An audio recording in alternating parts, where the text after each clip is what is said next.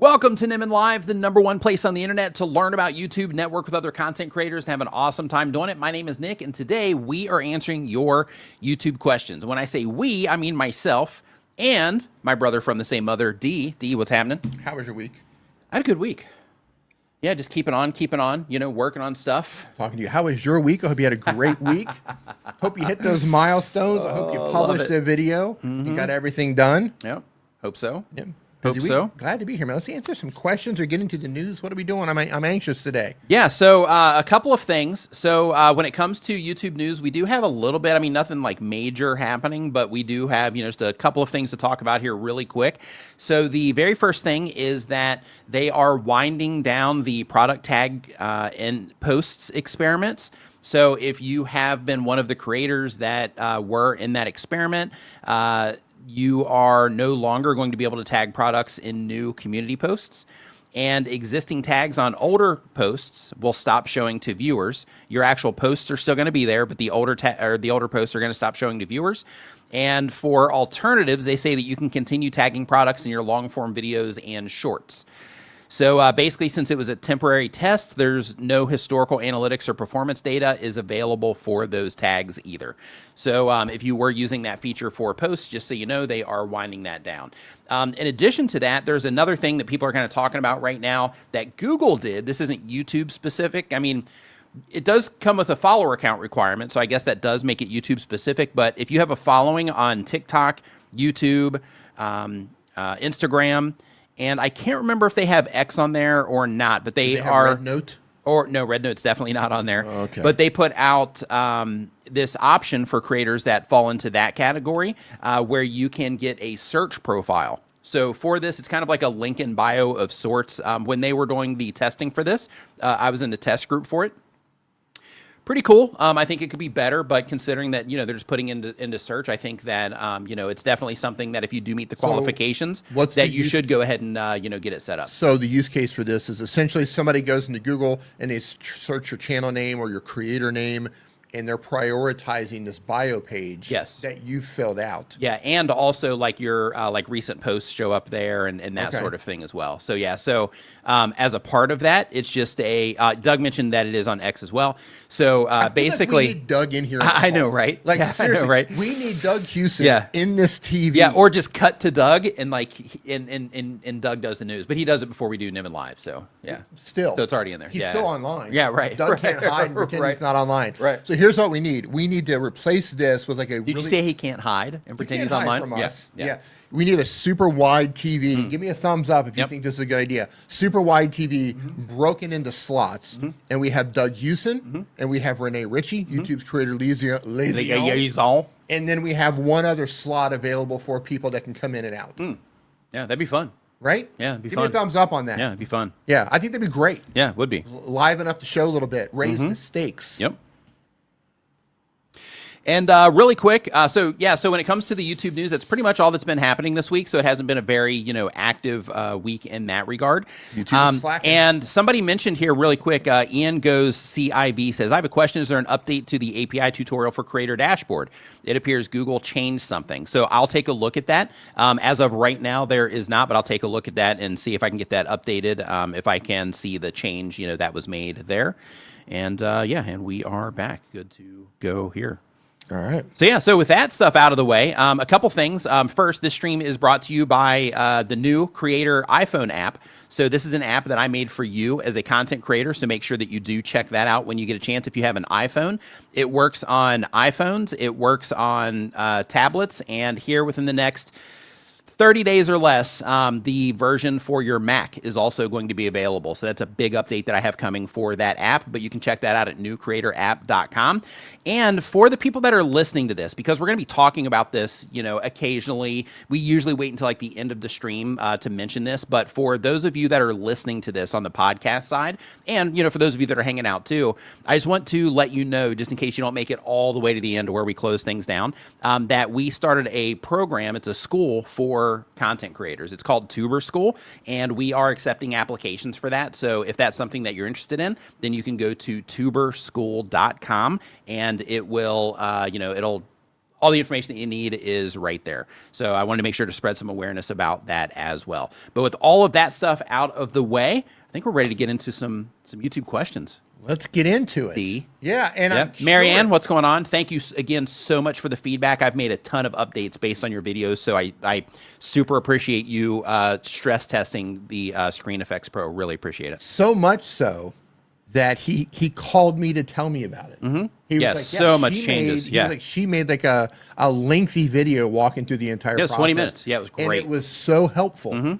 It was incredibly helpful to kind of go through, you know, watching somebody else go through the process to see what is intuitive and what's not. So yeah, he called me to tell me about it. Yep. Yeah, it was, he usually doesn't call me. Yeah, that's the best feedback that I've gotten on anything that I've made so far. So yeah, that was absolutely fantastic. So if you guys can do that more so you can call me more, that'd be great. Thank you. You can call me too, you know. You can call me. Yeah. You've got me blocked. You don't. So Moreau Gaming is our first channel here. So Moreau Gaming, they upload when they have time. Been on YouTube for 1 year or more. They do gaming content. The goal of the channel is to be a full-time content creator. And the question is, my main question is, how can I know if a brand is legitimate? Ooh, that's a great question. This is a great way to kick this off. Yeah. Also, I'm looking for general channel advice on my titles, thumbnails, descriptions, shorts, etc. So yeah, so we'll run you through the gamut here. But first, let's talk about knowing if a brand is legitimate. So the very first tell. Can I say this? You go for it. You can answer this question. I'm not going to answer the question, but I want to set the stage here because of the current state that we're in. With so many fraudsters and scammers and hackers, and now people are using AI to try to get into things. And this is for everybody listening right now. Approach every email from a brand as if it's not the brand. Approach every email that you open as if it's someone trying to get access to your account or your computer. That's how you need to approach this. Instead of thinking which brands are legit, which is the next thing you would ask, you need to approach it as all of these emails in my inbox right now, reaching out to me for XYZ, I'm going to approach each one of them as if they're trying to take control over my account. And that's not being paranoid, but that's the world we're living in right now. And people are working overtime to take control of social media accounts and steal access, hack accounts, get control of computers. So I just wanted to start with that. I wanted to set the tone so you can take it from here. So so one funny thing that just came from the chat says, why, and this is from Aki2Official. They say, quick note, why does your thumbnail look like D has devil horns? You know, never really noticed that. Did you put devil horns on me today? No, I did not. Hold up. No, I didn't. But hold up. What's funny though about this? How is that funny? Yeah, what's funny about this is that no, it definitely is not intentional that it has devil horns on it. Are you showing it? Are you showing it? I'm getting ready to just because I think it's funny. I mean, everybody else saw it, you know, when they came in here. But I'm just going to put it on screen because I think it's funny. I'm looking it up right now. So let's see here. Let's share screen. Oh my goodness, it does. Go to entire screen. Why did you do that to share? Me? Yeah, so I guess what they're looking at is this area like right over here. You did me dirty. Look at that. Yeah, so I didn't notice that. Yeah, when I was putting it together, but I will change that. So thank you for the heads up. I appreciate that. Perfectly placed devil horns. They are. Yeah, shoot me a message, D, and help me remember to remove my devil horns. Yes. I'm going to tell Mom. Yep. Go for it. Go for it. Tell Mom what you've done. Yeah, go for it. Yeah. Yeah, Mom, if you're watching this, your son put devil horns on me. So, yeah, so when it comes to knowing if a brand is legitimate, hey, David, what's going on? Hope you are doing great. Diane, nice to see you in here. Doug, what's up? Hope you're doing great. Global Lens, nice to see you here as well. I can't unsee that now. Yeah, no, me neither. Yeah, I'll definitely change that out. Or maybe I won't. Yeah, we'll see. But, man, I was going to say something, and I completely lost my train of thought there because we started talking about your devil horns. Well, good. That's what you deserve. This whole stream should just go off the rails. Just go on about that? Yeah. Let's see here. Okay, so we were talking about how do we know if brands are legit. Thank you. Yeah, so a few things. Work out sometimes, don't they? So a few things. Derailed. So the very first one is that you need to definitely hop on LinkedIn and see if the person that's reaching out to you actually works for the company. You need to see if they have an X account. If they do have an X account, is it active? One of the things that a lot of the scammers are doing right now is they will do a lot of outreach also on Twitter, and they'll pay for ads to get or pay for fake followers and stuff like that, and then they'll make their Twitter accounts private, so that when you go there, it looks like they have a bunch of followers, things like that. But in order to actually interact with it, then you can't, because it's a private thing. So they do that sort of thing to try to keep people from knowing that they are, scamming people. So, check their presence basically all over the internet. In addition to that, make sure that you look at the email that it came from. And also, when you're looking at the email that it came from, it's also important that you actually go into the header area of the email as well. If you're using Gmail, that's pretty easy to do. I can't recall it right off the top of my head, the steps to do it, but it's basically like a different interface that you open up that shows that area that will give you more information about where the email came from. So you want to make sure that you're doing those types of things. And sometimes agencies are going to reach out on behalf of brands and things like that, but because of everything that's going on, a lot of those agencies are also okay to have somebody send an official email from the official place as well, if you need something like that. Some places won't, but if you're just trying to get that, like, man, this seems so sketchy that I don't know if I want to participate in this. That's where you might want to have them send an official email, not them, but have somebody at the place that they're representing send an official email from them. And then if you go through that process, you should be okay. And then another thing that you should do is you should also hop on to Google and then look for that brand name and then do Reddit. So, like, let's say, for example, if we were talking about, we'll just say Creator Dashboard. So then you would do Creator Dashboard Reddit. And then by doing that, you would be able to see the things that people had said about that and see if there's any ongoing, issues with them or past issues from that brand as well. So doing those types of things is a good way to do it. And Scale Train Station mentioned something also that would be another level up, which is, if you do get contact information from the company, calling the company and trying to get in contact with that person through the company as well. Or sending them an email direct from your account, not replying to verify that agency is representing them and stuff like that. Right, not replying to the email they wrote you on, but finding the company website and reaching out to them and say, I received an email, this is the email to send, I'm just making sure it's a legit email. Yeah, you can absolutely do that. And another thing to be aware of is, and sometimes it's a pain in the butt to do this, but when people are trying to send you contracts or specs to download, say, oh, here's our thing that we want to send you. You can download this PDF on all the specs on it. Don't download that. Mm-hmm. If they can't host it online somewhere or point you to an online resource, then I would pass. Like, I'm not downloading anything. I've had to send things back and tell them to put it on a DocuSign platform or a similar platform because I'm not going to download something from them to sign. I used to back in the day, but so many accounts are getting hacked now. I'm being extra careful. I'm not installing anything. I'm not downloading anything. Put it on your website, point me to it on your website or on a product page someplace else. And any contract that you want to send, it's got to be hosted in something like DocuSign or similar software or similar program. So there's some type of path back to them. Yeah. Good. Moral of the story, don't download anything. Mm-hmm. Yeah. It is, as much as you want to trust people, you're risking your channel. Right. We're just living in a time where there's too many dirtbags out there. Mm-hmm. Yeah.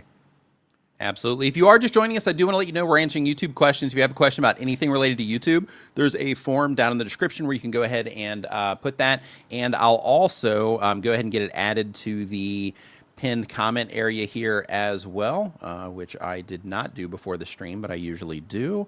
And we'll say questions here and go. It's unfortunate that we're at that place to where, like, with AI, man, it's going to get worse. It's going to get a lot worse.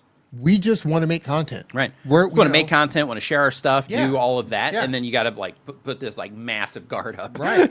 Right. It's wild. I'm not. Look, man, I just want to make some videos and maybe make some money along the way, and get some supplement income or build a full-time income or build my business, whatever it is. And now you have to worry at all times about getting your channel taken away. Right. And then in addition to that, you also have, brands that aren't that, honest either. So Right. you have brands out there trying to take advantage of creators, trying to lowball people, trying to, make them do weird stuff in order to get deals and stuff. Yeah, it's an interesting landscape right now. But, it's part of the evolution of everything, Like they say, what is the only thing that is constant is change, I think is the only thing that's phrase constant for that. is that scammers are trying to scam. Right, that's constant too. Scammers are going to scam. Yeah. Hey, Chris. Hey, Chris, thanks for the super chat, man. Appreciate it. Super chat. So here we go. So the next thing is that you wanted feedback on the channel as well. So I am going to pull it up, but I just want to, I'm just going to mention the elephant in the room here, just really quick. Like if you are looking at your videos tab, right? Like your last upload was 2 months ago, like where you're at right now on your channel, if you are going to be, publishing to YouTube and you're trying to, hit this 100,000 subscriber, milestone Coming up soon.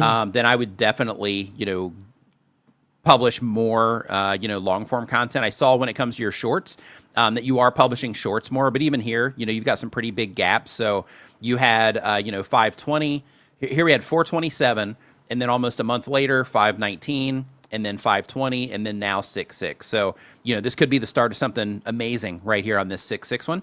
But when it comes to your upload cadence, I would definitely try to, to get into, like a real publishing schedule and try to commit to it for a substantial period of time. And the reason for that is because when it comes to YouTube, you want and you hear me say this in the streams all the time, right? Like you want to make sure that when you're publishing videos that you are essentially offering your channel as a resource for a certain thing, which you are, but you want to make sure that you're also, showing up and that you are publishing content, be it live streams, be it shorts, be it, long form content. Like you just want to make sure that you're showing up for the people that are interacting with your content that do see what it is that you're doing as a resource and want more. And also at a higher level, it's also important because, it helps you practice more, and which will help you get better, over time. And I mean, you're already doing well. You got, almost 100,000 subscribers on here, which is cool.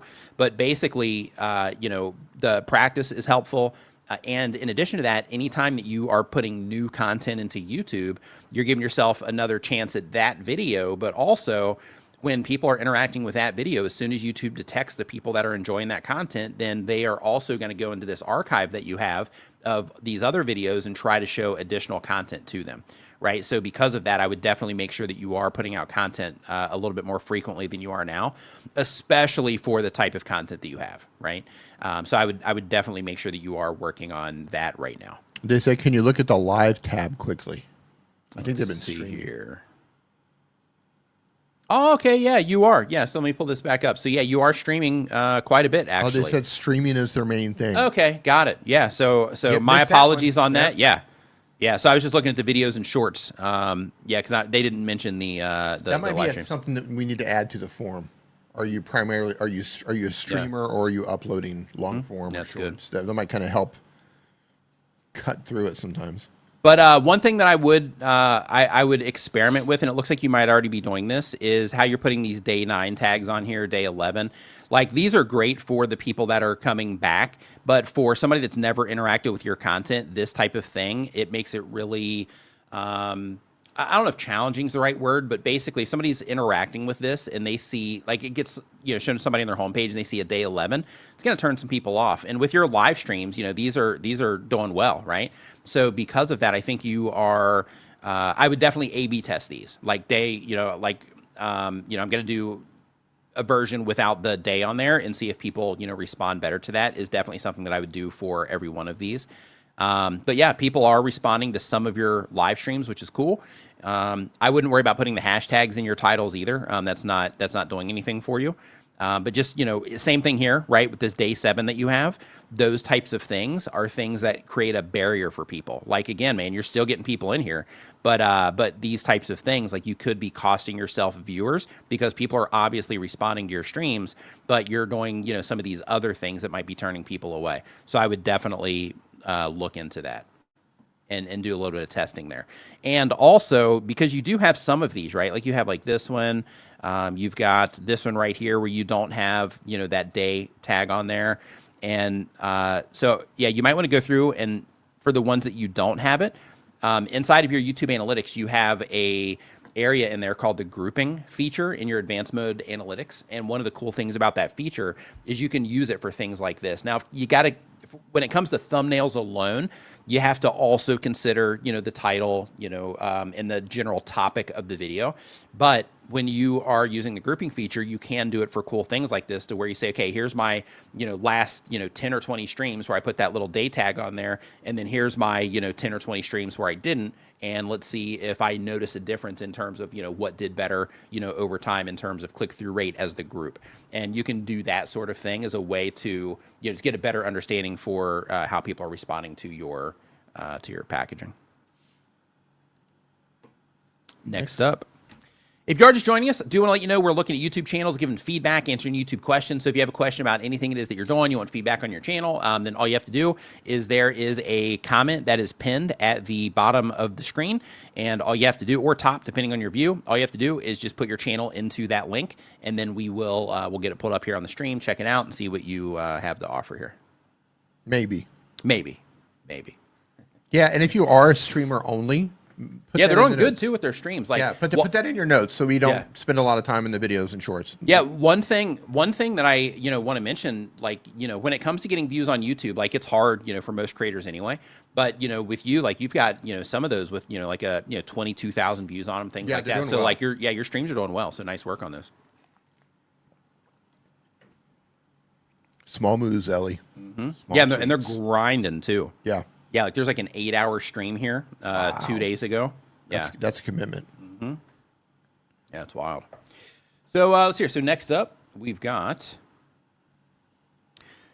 where is it? Boys, He's Fishing. What do you think this channel's about? Gregor in the house. What's up, dude? Hope you're doing great. Hey, Gregor.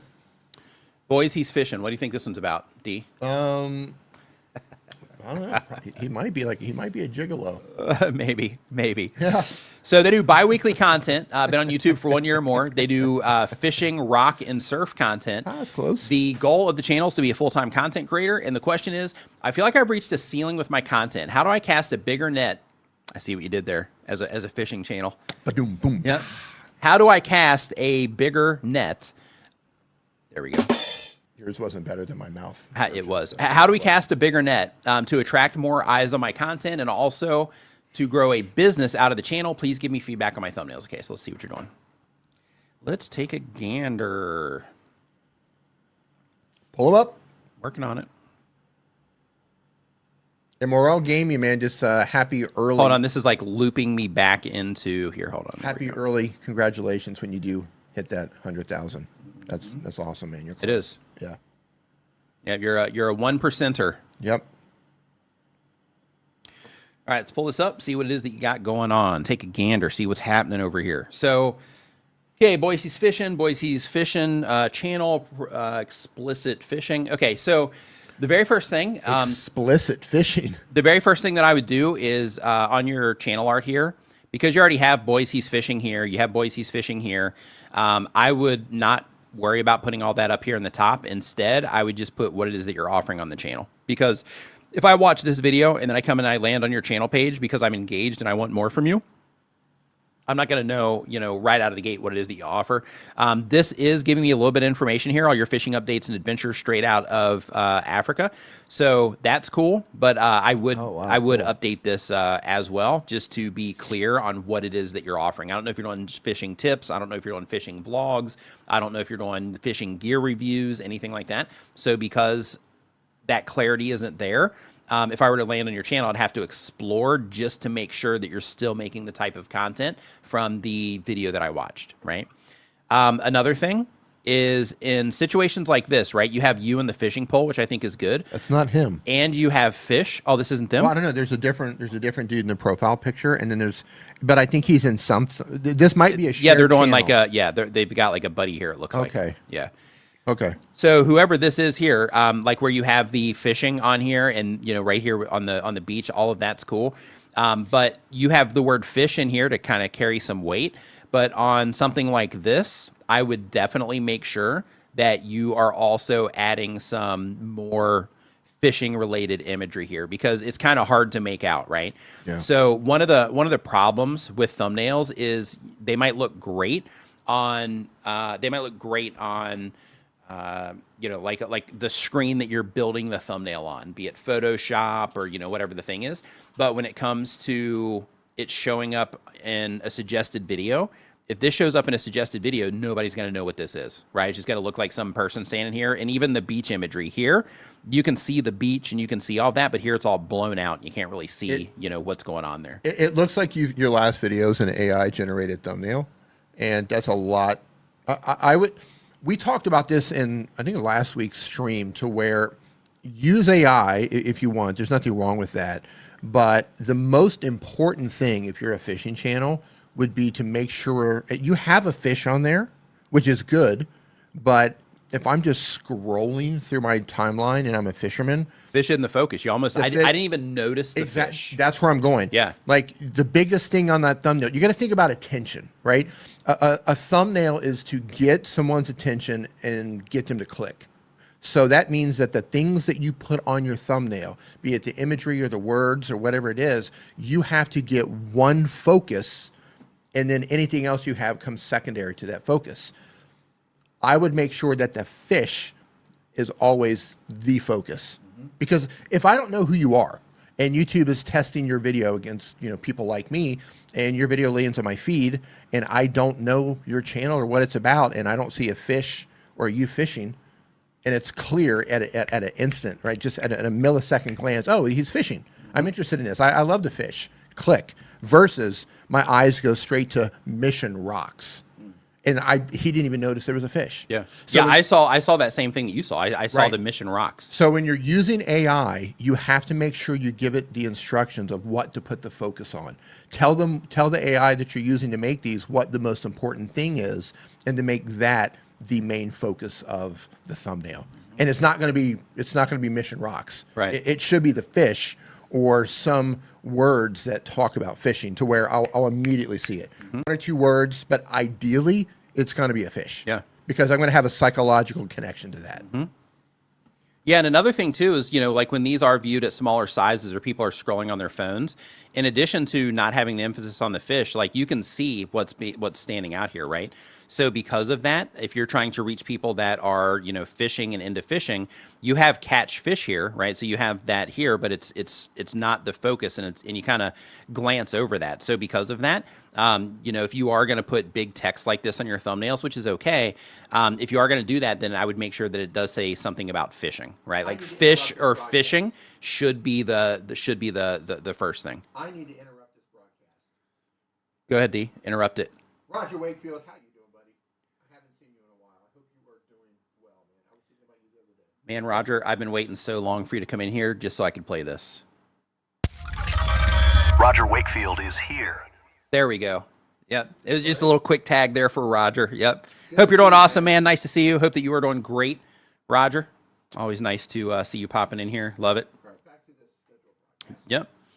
So when it comes to this right here, the you know, just make sure, like Dee was talking about as well, just make sure that you're focusing people on the right thing, because, you know, one way to think about your thumbnails is that you know, like this can be the deciding factor on if somebody's going to watch what it is that you have or not. And people are doing things like this to where, you know, they're making thumbnails and they're focusing people on the wrong thing and all that stuff. And, you know, and you're not, you know, you're not saying this, but, you know, some people are like, yeah, man, YouTube's just not showing my videos to people and things like that. But the problem is when you do stuff like this to where it's not packaged clearly for the target audience that you're trying to reach, YouTube shows it to them. But because they can't make it out, right, they can't see that it's for them, then they just don't click on it, right? So it makes people feel like YouTube isn't doing, you know, what their system is supposed to do. So so because of that, definitely work on your focus. You know, when it comes to your thumbnails, make sure that you're focusing people on what matters to them in your thumbnails. Next up on the list, Exception. What's going on? Hope you're doing great. Next up on the list here, we've got Wonder Disneyland is the next channel here. Wonder Disneyland, they do daily content, but on YouTube for less than 6 months. The type of channel is a 4K Disneyland ambience channel. No talking, no added music, just real rides, walks, shows, and park atmosphere. Goal of the channel is to make money. And the question is, are my thumbnails and titles making it clear what I'm all about? I'm concerned about my packaging since 98% of my audience are new viewers. Okay, let's see what it is he got going on here. So a couple things to think about when it comes to, your audience being mostly new viewers is, that's where channel growth comes from. But you do want to, try to serve your regular viewers as well and keep people coming back because that shows really good signals to YouTube and people are, always coming back into your content. But the fact that you are getting mostly new viewers in there shows you at least that you can get new people to respond to the content, which is good. So the first thing is to think about, what it is that you're offering just in general. So what I mean by that is, you mentioned that you're doing these like walking tours. They're voiceless walking tours where you're not talking or anything. You're just kind of immersing people into Disneyland. So, I think that's cool. There's probably other channels that are, doing similar things with this. So I would definitely look into that part. Build and Fix with Mooney. What's up, man? So I would definitely look into that part and just see if, there are other channels that are doing this that are successful with it. If so, then you have proof that the concept works. And then from there, I would start digging into, what it is that they're, doing. But in terms of it being clear, Wondrous Journeys with fireworks. Hold on. Wonder Disneyland. Okay. Wondrous Journey with fireworks, Disneyland. Okay. So some things that you're winning at. One, you've got the Disneyland logo in there. Come up here. There we go. One, you have the Disneyland logo. I just want to say this. Are you allowed to use the Disneyland logo? Do they allow that? I'm not sure. But you have the Disneyland logo. You have the Disneyland castle back here. I wouldn't do whatever this is over here. I would just focus, more on the Disney imagery here, just so it's crystal clear. Because you have this area over here that isn't really in use, right? One focus. Yeah, just one focus, and that would be the Disney imagery. I think this one's okay because you have, I think that's Tinkerbell there, so I think that's okay. This one's clearly Star Wars. I saw that. That one drew my attention as soon as we opened it up. But a couple of things is you mentioned that you're not using, that you're not communicating in these videos, that they're just, like the experience. But I don't see any of that out here. So because of that, what might be happening with this is you might be getting people that click on these because I think your thumbnails are actually, I think they look okay. But I think you might be getting people to click on this, but because they don't know that this isn't, that it's just an experience, I bet your retention on these is just abysmal in terms of people clicking into it, expecting, maybe a host to be there and talk about it and things like that, because it's not clear from the outside that there's nobody, talking in the videos, that you're just immersing people into the experience. So because of that, I would make it clear from the outside and let people know, because you have Disneyland 4K POV June 26. I wouldn't put the dates on there either. So basically with this title, I would do Disneyland 4K and then, no talking, or I would look around first. I would look around to see for other people that make content like this, how they actually phrase it, because there might be something in your niche that helps people identify that. But I would put that here because that is more valuable than the date on here. Like when it comes to the date, keep in mind that as soon as the month passes, right? And it looks like you're changing these. Okay, so we have May 2026 here. So yeah, so as of now, because we are 6 days into June, all of your May videos and every video that you have ahead of that where you put the day in here, these are all irrelevant now. Some people that don't notice that are still going to come in and click on these, but anybody that's paying attention, this is going to make it feel dated to them. And they can get the date when they actually click into the video, and they can see the date on there if they want to look for it, but I wouldn't present that date from the outside, right? So I would go in and I would take the dates off of everything that you're doing here. And then I would replace that with something that makes it clear that you are not talking in the videos, so that people do know that it is a silent walkthrough. Yeah, something like that. Yeah. And I don't know how you're recording it, but if you're recording it with quality microphones or binaural microphones, it could be like an ASMR walkthrough. Yep. Shark Scrapper in the house. What's up, dude? Hey. Hope you're doing awesome. Welcome to the Ernie? stream. So yeah, so I would work on that side of it, and then to take the next step. What from did there. they say up top there? Your channel art. Real 4K walkthroughs, ride no POVs, commentary. no commentary. Right. So you have this in your channel art, but your channel banner is not going to show up in my home feed. So if YouTube's like, hey, maybe we're going to test this out on D, and I'm looking at your packaging for the video that you have, I don't know that there's no commentary at a glance, right? Within that split second, I need to know you're not talking. There's no commentary. It's a silent walkthrough. However you want to. Yeah, if we look at your descriptions too, it's the same. Like, so we don't have that information in your thumbnail. We don't have it in your title. And we also don't have it in your description either. You mentioned that there's no added music, but you don't say anything here about, at least not what's visible above the fold here, above the click more button. You don't say anything here about this being something without, without commentary. So I would definitely make sure that you are adding that for context. And then by doing that, you might have a little bit of like a, like a little bit of a period where you're like, great, now nobody's clicking on my, thumbnails or whatever. But the idea there is to make sure that the right people are clicking on your thumbnails, right? Because right now I'm gonna guess, and I could be wrong, but I'm gonna guess that after people realize like, hey, all I'm doing is watching this, and there's no commentary, they're not actually taking me through anything. I bet a lot of people leave, probably within this first like 30 seconds or minute. You probably lose most of your people. But the idea is that if you make it clear from the outside, the people who are into this are going to click into it. Those people will watch for a longer period of time because you're giving those people exactly what it is that they want and what it is that they're looking for. And, and by what they want, I mean they're clicking on it because they're interested in it.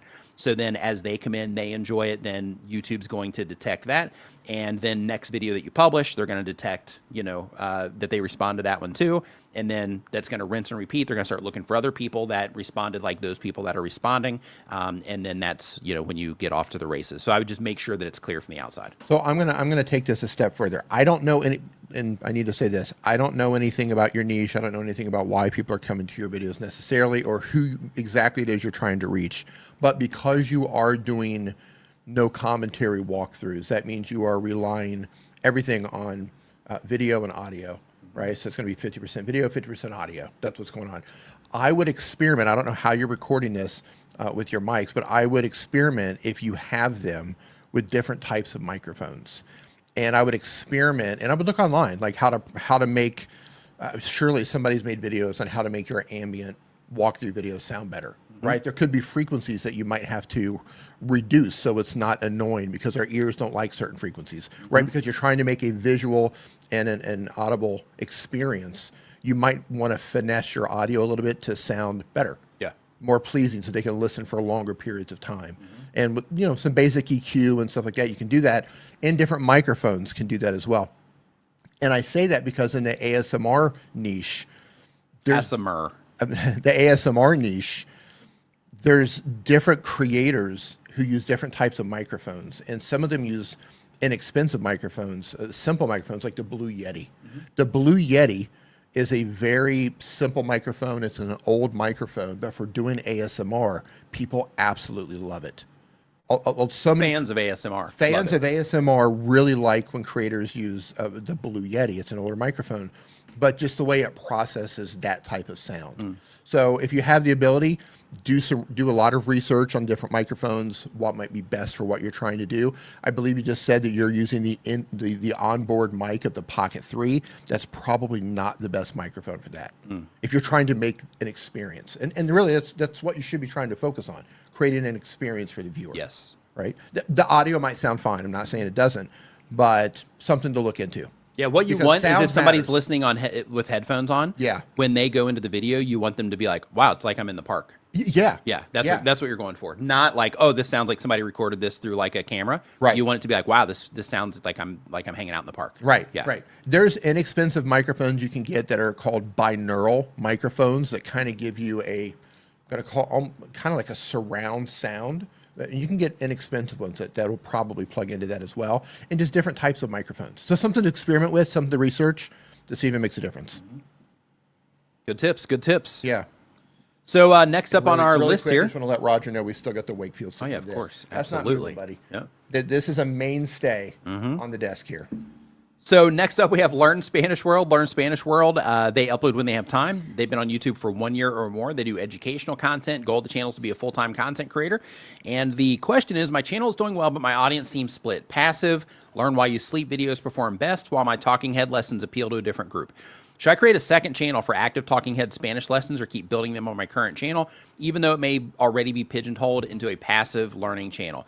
Yeah, in your case, because you are offering two completely different things on your channel, which means that you are offering, those two completely different things to two completely different types of people. They meet in the middle through, hey, Muir, what's going on, man?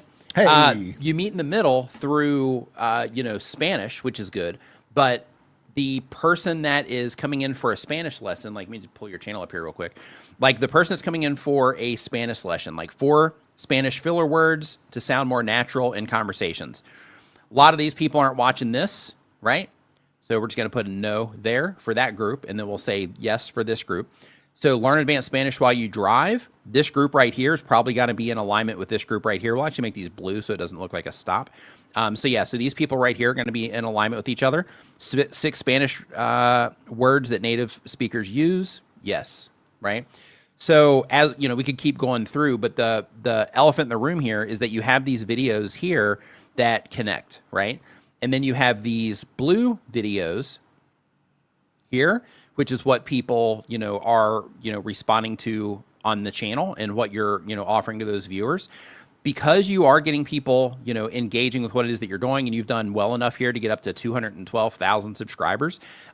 What I would do if this was mine is I would pick one of these for this channel, and then I would move one of them to another channel. So if this one's pigeonholed into the, sleep and drive stuff, then I would let people that are into that have that with these longer, pieces of content. And then I would put your Spanish tips on a different channel. And then another thing that I would do so that these people could also get, quick Spanish tips is I would also make sure that in every, or to make sure that on your channel that you do also feature underneath your top videos playlist, your next playlist should be videos featured from that other channel. And then from there, you should also, in your video descriptions of your sleep content, you should also put links to that other channel down here as well. And this is actually just going to be a filter of sorts, right? So it's like, hey, you're learning Spanish while you sleep and while you drive, but if you want additional Spanish lessons that are shorter, easier to digest, maybe you can listen to them at work, stuff like that, then I would make that available for people via your, video descriptions, maybe even your pinned comments. And the reason I'm saying that is because, if somebody watches 8 hours of this, they're probably not going to click to watch another one, right? Like immediately after. So because of that, if you do have the other channel available in your comments, if they see it, which you do get some comments on here, then in that case, that gives them the opportunity to click on that and then go and participate on your channel for the shorter lessons. And then by kind of cross-pollinating that way, you're keeping each channel clean, and then you're using each channel as a filter also for that other content. Because both of them are good for learning Spanish, but you're just doing it in two completely different ways, right? So because of that, if this was mine, I would separate them. What about you, D? Separate them. Separate them? Keep them separated. Yep, that's what they say. Yep. That's what they say. It's what they make songs about. Copyright claim incoming. Mm-hmm. So next up on the list, pick a lane, learn while you drive is a great topic. Yeah, I think that's clever too. Yeah, the sleep stuff too, right? Like I think all that, it's good because, 1, watch time. 2, I think that when it comes to those types of things, I think, you can pick up information in a lot of different ways. Some of it through, if you're sleeping or something, if you're just driving, kind of passively listening to it in the background, you probably pick up a decent amount of stuff. I would guess. I mean, I don't know, but I would guess. What's the best way you learn? Watching people do stuff. Watching people do stuff and then immediately trying to do it myself. Yeah, that's the best way that I learned. Like if I'm trying to learn from other people. If I'm just doing it myself, then just running into walls and trying to figure out how to get over those walls is the way that I learn best if I'm just doing it on my own. Yeah. How about you? Yeah, I mean, if it's something that's, like how to use software, I want to watch somebody, I want to watch somebody use it. But if it's, or whatever, just play some instrument or learn something or whatever, I want to watch somebody how to do it. But if it's just basic information and basic knowledge, the old way was I would need to read something multiple times. Doesn't matter how long it is, how short it is. Because that first time you're reading, you get down to like here, and then your brain starts thinking about other stuff. Yeah. And then you're like, oh God, I'm like 4 pages in. I don't even know what I just read. Right. You have to go back 4 pages and then start over again. Right. So maybe I would read I would read the same thing over a period of days, multiple times throughout the day. And that would kind of help my brain absorb it. And I found that if I physically write it out typing doesn't work. I have to physically take a pen or a pencil or a Sharpie or something, and I have to write it. Like if there's something I really have to dial in, I physically have to write it down. Not just like chicken scratch. I have to write it intentionally, so you're paying attention. Yes, I have to write it out intentionally so I can actually come back and read it, so it doesn't look like a doctor's script or something like that. Just like, well, I have no idea what I said here. Yeah, right. It's like, yeah, I was trying to learn something, but I can't even read what it says. Yeah. Yeah. So that act of writing and paying attention to it to make sure I can come back and read it, that's the way. And recently, and I still do that. Anybody else here like that, where like you read something, you get like far, and you have to go back and kind of start over because you just kind of tuned out while you were reading it. Yeah. Sometimes I'm really good about being able to just kind of dig into it. I lost. And then other times, what were you saying? like it'll just go. I just completely tuned out. What were you saying? I have no idea. Yeah. No. So now what I do, if there's something, and I still like to write things down, but now I'll ask Claude or ChatGPT to explain it to me like I'm 5. And if I don't understand it, I'll say, that didn't work. Keep explaining it to me like I'm 5. You're like, okay, now do it like I'm a newborn. Try to find it. Yeah. Right. Okay, yeah. And I'll just keep telling it, explain it to me like I'm 5. And then I'll repeat it back. And I'll go, so I understand. And then I'll repeat it back. And then I'll have it correct me if I'm wrong until it says, yep, that's pretty much it. And then I go on the internet and act like an expert. Oh, yeah. And then you're like, oh, no, I've been studying, virology for years. Right. Yeah. I'm a molecular scientist on the weekends. Yeah. You go from being a virologist to like a war strategist within like the course of a week. Right. I'm tweeting out messages to NASA. Yeah. You're one of those guys. Yeah. To NASA, like, you guys are doing it wrong. Yeah. You guys know you could save some fuel if you did this. Right. If you weren't so stupid over there. Yeah. That's me. Oh, that's great. Hey, you got a super chat. So Tommy TO67 says, can changing your YouTube channel description affect recommendations, or was my view drop after editing it just a coincidence? Yeah, it's probably a coincidence. Like when it comes to YouTube, like indexing your content and like figure out how to show it to and all that stuff, like once it's in their system after you publish the video, like their system's going to take it from there in terms of basically, we're showing this to people. Are they responding to it or not? Who is responding to it? How they're responding to it and all that. And if you go and you make a change to your title, it can make a difference because that's going to change how people respond to it. If you change your thumbnail, that's going to make a difference because it changes how people respond to it. But if you change your description, that's not something that you can see from the outside, with the exception of search. So because of that, yeah, it's not a big deal when you change your descriptions up. And really quick, David Batney, thank you for the super chat as well. Says, what are the pros and cons of editing a live stream versus leaving it as the original? If it's edited, does an individual segment become searchable? So That's a great question. That is a great question. So when you are, when you download a live stream and you edit it, then it's going to be presented to people as a video, which is good, versus it being a live stream. To be clear, you're talking about downloading the video first, or you talk and then download the video, edit it all together, edit it, tighten it all up, so it's just like a better, or so it's more video worthy. Or are you talking about editing it in their editor? He just says the pros and cons of editing a live stream versus leaving it as the original. That could be. If it is edited, does an individual segment become searchable?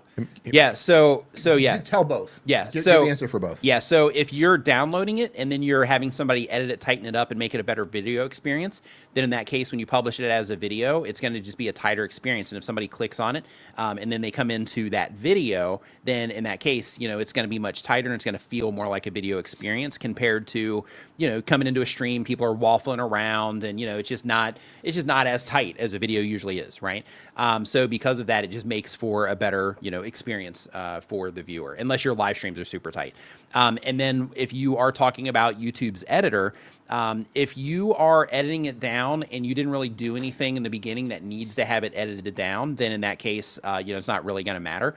But if you're doing things where, let's say you add like a countdown graphic, and then after you add that countdown graphic, you have a, this whole like warm up thing that you do, just trying to get people engaging and all that stuff. And then you get into the content, then in that case, going in and resetting basically while you're live, resetting before you get into the content. And the way that you do that is you say something like, and by the way, if you're just joining us, and then you pause for just a second, and then you say, today I'm going to be talking about, the best real estate deals in Omaha, right? And then by doing that, and having that little space in there, you can actually go in and cut it in YouTube's editor. And then on the video replay, it just makes a better experience because all that live stuff, countdown timers, all the warm-up stuff where you're welcoming people into the stream and all that's gone. And then the replay for the replay viewers that are going to experience it kind of like a video, for them when they click into it, it's going to feel a little bit more like a video because you've taken away all of that, live stream stuff. But if your live streams are kind of all over the place like these are, where you will have a you'll have like the warm-up stuff, and then you'll kind of go off the rails a little bit, and then you bring it back, and then you do all that stuff. Then in that case, it's still going to be live streamy.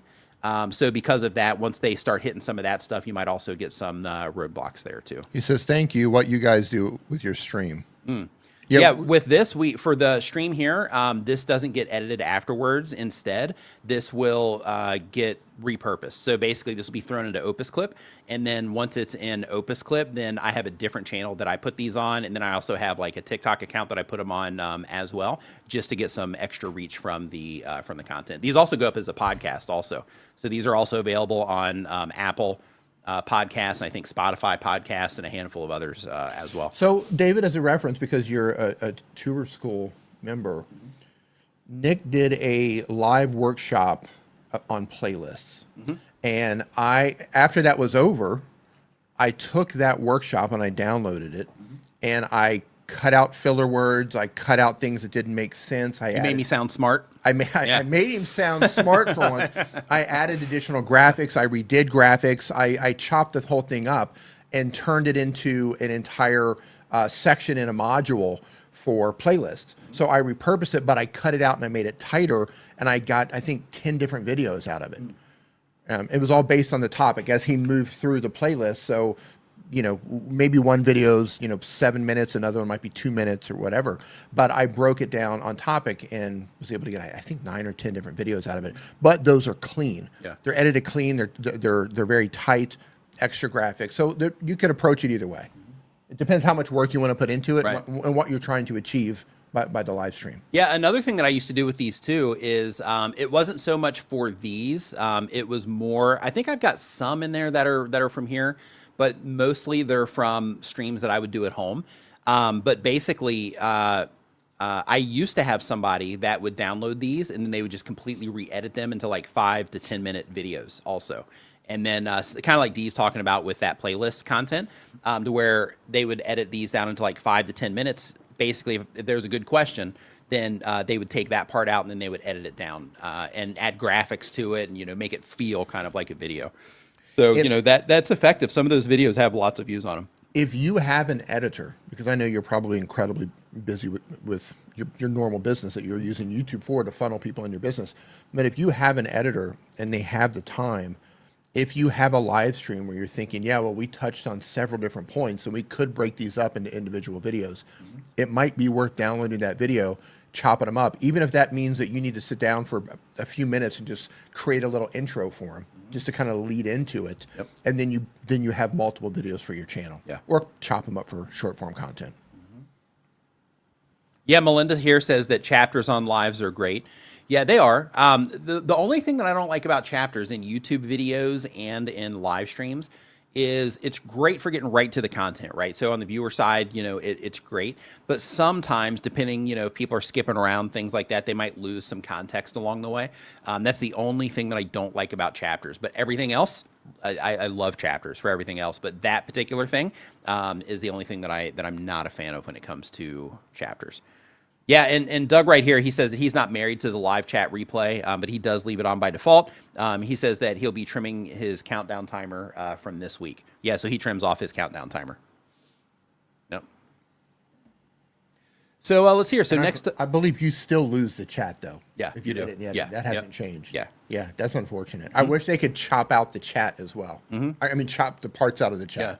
Yeah, that would. I mean, they could. Yeah. They could. Right. They could absolutely do that. They just Right. don't. Yeah. Yeah. I mean, software does that now. Right. That's what I mean. Like they could. They're just not putting their effort there. Yeah. Yeah.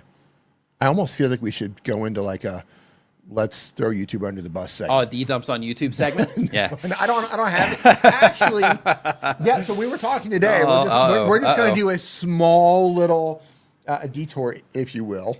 Derailed.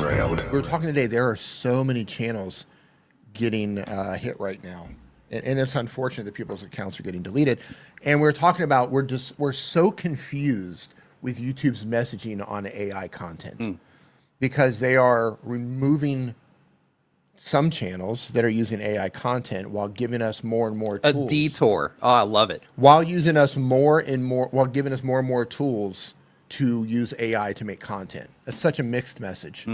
Yeah, I feel like if I were a creator just getting started on the platform, I wouldn't know what to think about that. JUnit, appreciate it. Can I use AI or can I not use AI? Yeah, it'd be confusing. I mean, it's confusing now. We've been on the platform for a long time, and it's confusing now. Yeah.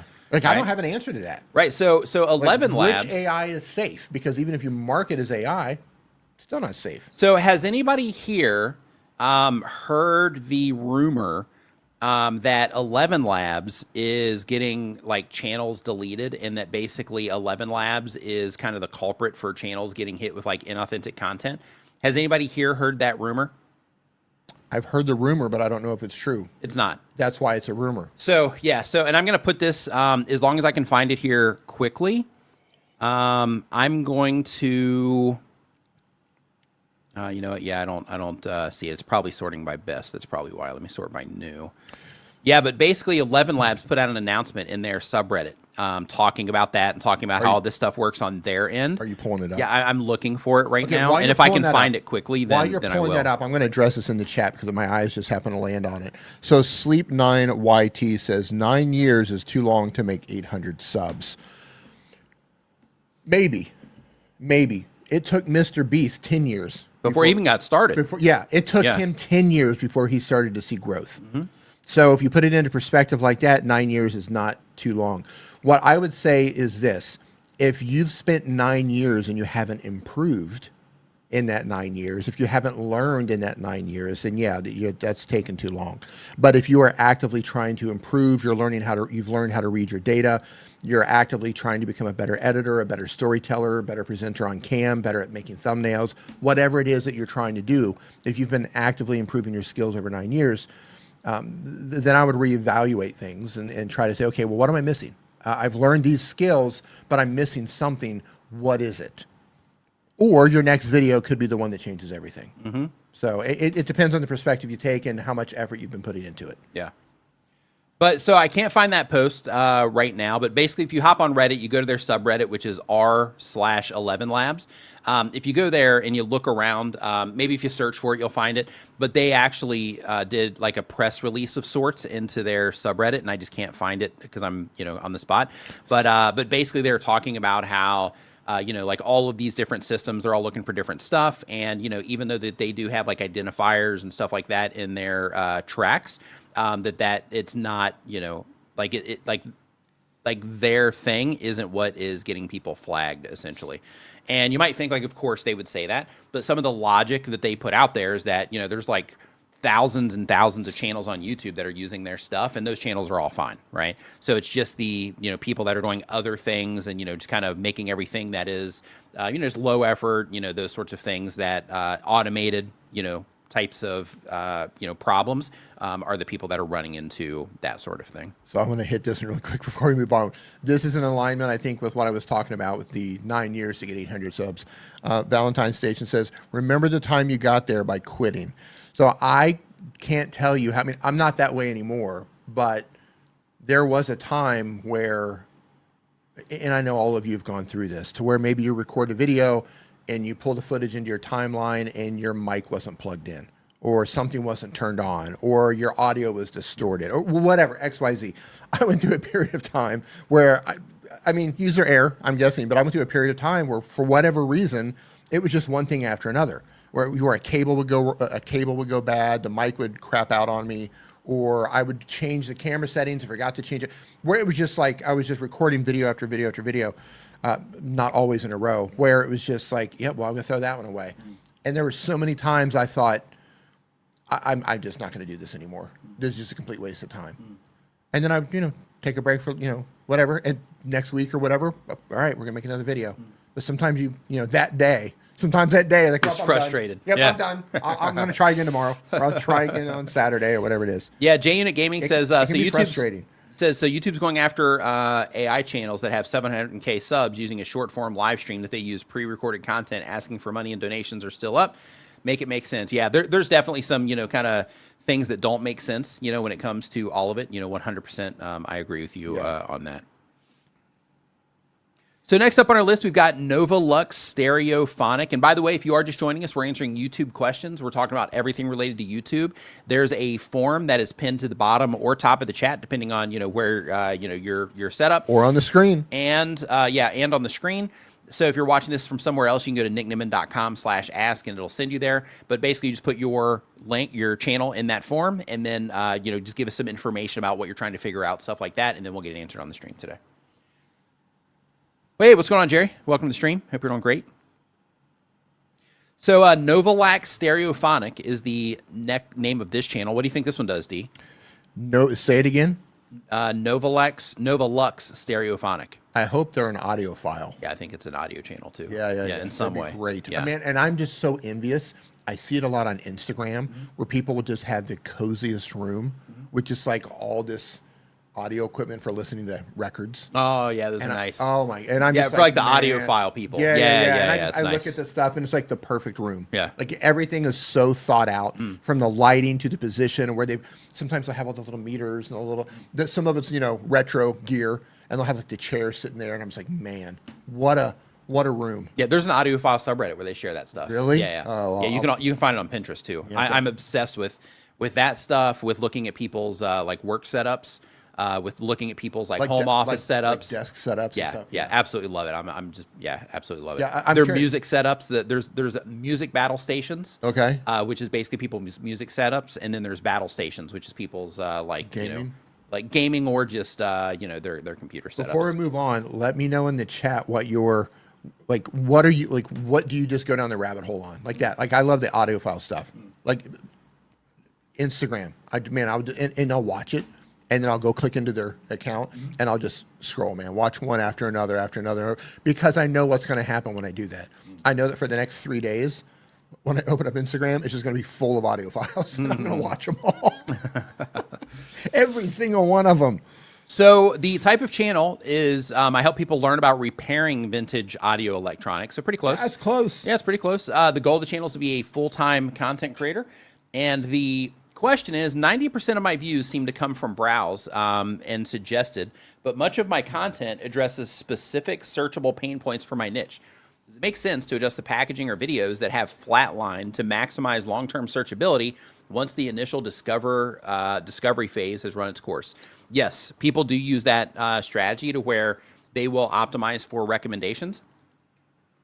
Gregor looks at running shoes. Nice. So they will optimize for recommendations. I do this sometimes too. Optimize initially for recommendations, let it kind of run its course there. And then if it, kind of fizzles out in recommendations, then after, it's kind of ran that cycle, then I might go in and post optimize it for search. And the whole play is kind of what you're thinking there, to where it's like, okay, well, if it's not getting that response in recommendations anymore, then let me, try to get a response from somewhere else, is kind of the play there. So that is absolutely a strategy that people use, and it can be effective sometimes. Next up, we got Catastic. Catastic, they upload 1 time per week or more, been on YouTube for 1 year or more. They do aerospace gaming. The goal of the channel is to have fun. And the question is... Catastic is an aerospace channel? Uh-huh. Okay. And the question is, this may be a 2-parter. Firstly, somebody chewed me out about using AI on my channel. Oh. Do you think using AI is a killer for my channel? AI meaning thumbnails, not videos. Second thoughts on my new channel avatar, better than AI generated cat. Let's have a look. Since I am also an astrophysicist on the weekend, because ChatGPT explained all of that to me like I'm 5 years old, I feel like I am the perfect person to have a look at your channel. All right, let's take a look. Okay. Oh, good Lord. Yeah, I actually... No, hold on. These actually don't look AI generated. Do these look AI generated to you? One of this one over here, maybe 2 of them, and two of them kind of do. Yeah, like I could easily do these in Photoshop. Like Yeah. yeah, I think like the background graphic does, but I think a lot of this does not look AI generated when it comes to this. This one does a little bit because of what it did to you. But yeah, like I don't think for These are not overly AI. Like, yeah. Yeah, I don't think these are AI to the point that it's a problem of any kind. No. Yeah, so I wouldn't worry about it. So, there are people that, are so against AI that they will, They hate at least they say, right? Like people will argue about it, online, and they'll be like, "Oh, I've never clicked on an AI thumbnail," and blah blah blah. And it's like, well, you know what, smarty pants, you probably have clicked on an AI thumbnail, but it was probably just good enough that you didn't realize it, right? Right. So so I think the thing is trying to make it not obviously AI, and I think that you're doing a good job with that. I think the only place where that fails, there's a couple of thumbnails where, yeah, maybe that's AI. yeah, like this one right here. Like this background right here looks pretty AI here, but the text and everything, like all that stuff, looks good. But the background does indeed look AI, but because you're doing Star Citizen stuff, this actually is probably just game footage. Yeah. This might not even be AI. This might just be game footage. So yeah, because of that, I think you're okay with these in terms of, keep scrolling. my AI detector doesn't go off when I see this. Keep scrolling. That one is only shipped at docks. That's AI text. Almost, Right here? Almost certain. Yeah. Well, right, but you're like playing with it a lot, making thumbnails and things like that. Yeah. Like Yeah. what to I'll look say for there this as an for the ast- general public, for like a civilian like that's not Yeah. making thumbnails. Yeah, they're. I'll not say gonna this notice as that. how long have I been on YouTube? 7 years, 8 years? 8 years, a 8 little years. over 8 years. Yeah. Yep. As someone who's been on YouTube for 8 years and who is a weekend astrologist and astrophysicist, I will say that I think your thumbnails are fine. Yeah. And what Nick said earlier, you're going to have a percentage of people who are going to push back on everything AI. Yeah. Think long and hard about the ideal viewer that you're trying to reach. Think about what they might be interested in and target them. Look, you're always going to have people pushing back on everything. There's nothing. Here's what matters. Look, he's got 2.8 thousand views on Yeah. this video from 4 days ago. Right, it's fine. People are On this one, responding. yep, on this one over here, you've got 1.6 thousand views on this one over here. You're fine. You're always going to have haters. There's always going to be that one person or the three people in your comments that are giving you a hard time. It doesn't matter what type of content you make. At some level, you're going to get those people. Yeah. So don't let the minority distract you from your mission. Just identify, I'm making my videos for these types of people. This is the type of content that I'm making. If you had, let's just say you had a video and you had 1,000 views in the video and 900 comments were screaming about AI, then you might want to pause for a second. Right. And it's not that you shouldn't use AI, it's that you might, but your thumbnails are not. But it could be that the AI that you've chosen in your video is considered AI slop, right? There's great AI. There's some incredible AI content out there. Yeah. And there's slop out there. I don't think the average person knows if they're watching good AI or not. Not yet anyway, unless it's marked as AI. But AI slop is easy to identify. So just don't make slop. But I think your thumbnails are fine. But really quick though, since we are talking about your thumbnails, like while we're here, so one thing that I would do also is, there's a lot of emphasis on text here. You do have Star Citizen, which is smart right here, where you're just, you're showcasing that it is about that game. So that's a win. But you do have a lot going on here when it comes to text, and really, the facts up here, like this is standing out, a lot.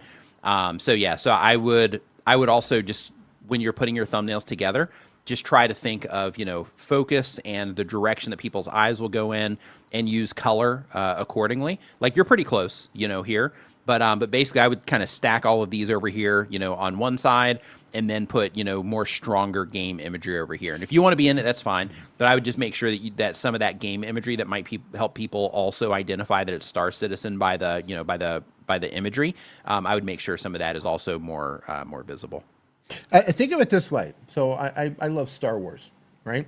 And I don't know if you have Star Wars anything on here or not, but just taking that in consideration, and some of your thumbnails are fine with this, but when you're putting text on top of thumbnails, and we talked about this a little bit earlier, I don't know if you're in here, think about the main focus that's going to catch your ideal viewer's eye, right? If somebody's let's say you made a Star Wars video, and let's say it's about the Millennium Falcon or something like that, right? Something very iconic for Star Wars.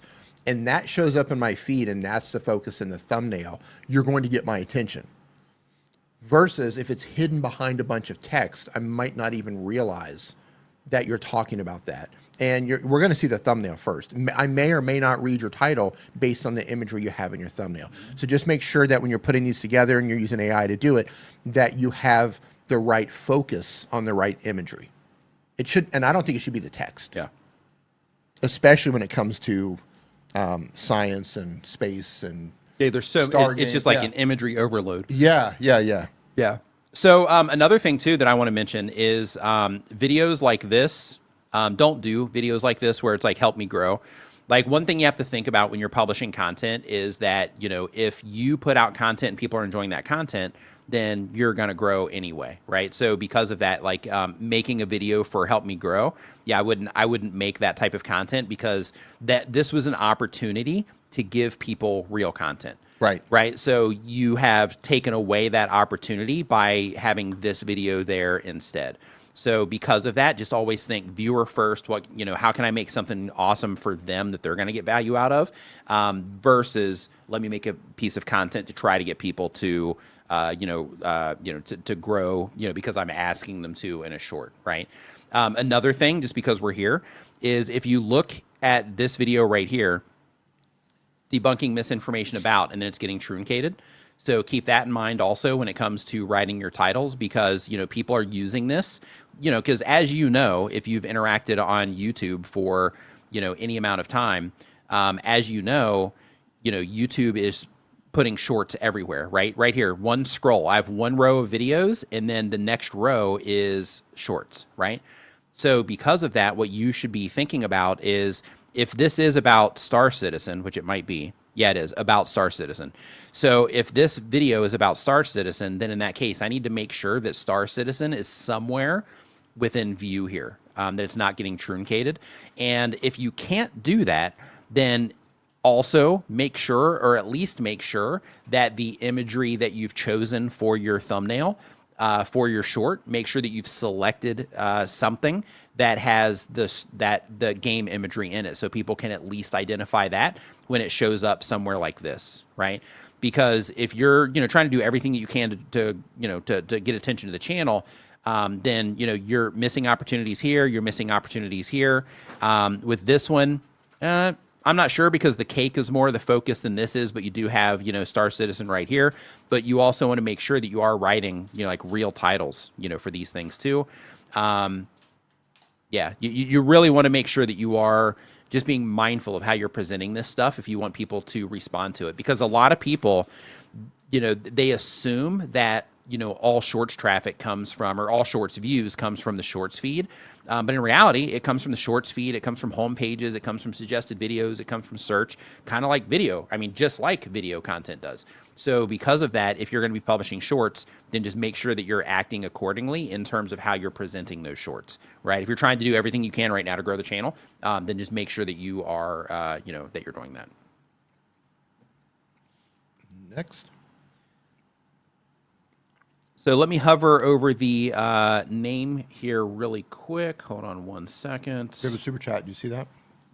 Yeah. So Tommy Stiggs, thank you for super chat. Says, hey guys, loyal follower here. Do I need to go through the link to take a look at my thumbnails, or is this message sufficient? Kiwi on us here at the social club. Yeah, I can go ahead and pull it up from here. This is cool. So let me go to the channel, and you're wanting feedback on your thumbnails. So let's see what you got going on, Tommy. Tommy Stiggs Social Club. Yep. Okay, couple things. This is my life, a blunt memorial sign off. Christy Brinkley and the story behind that.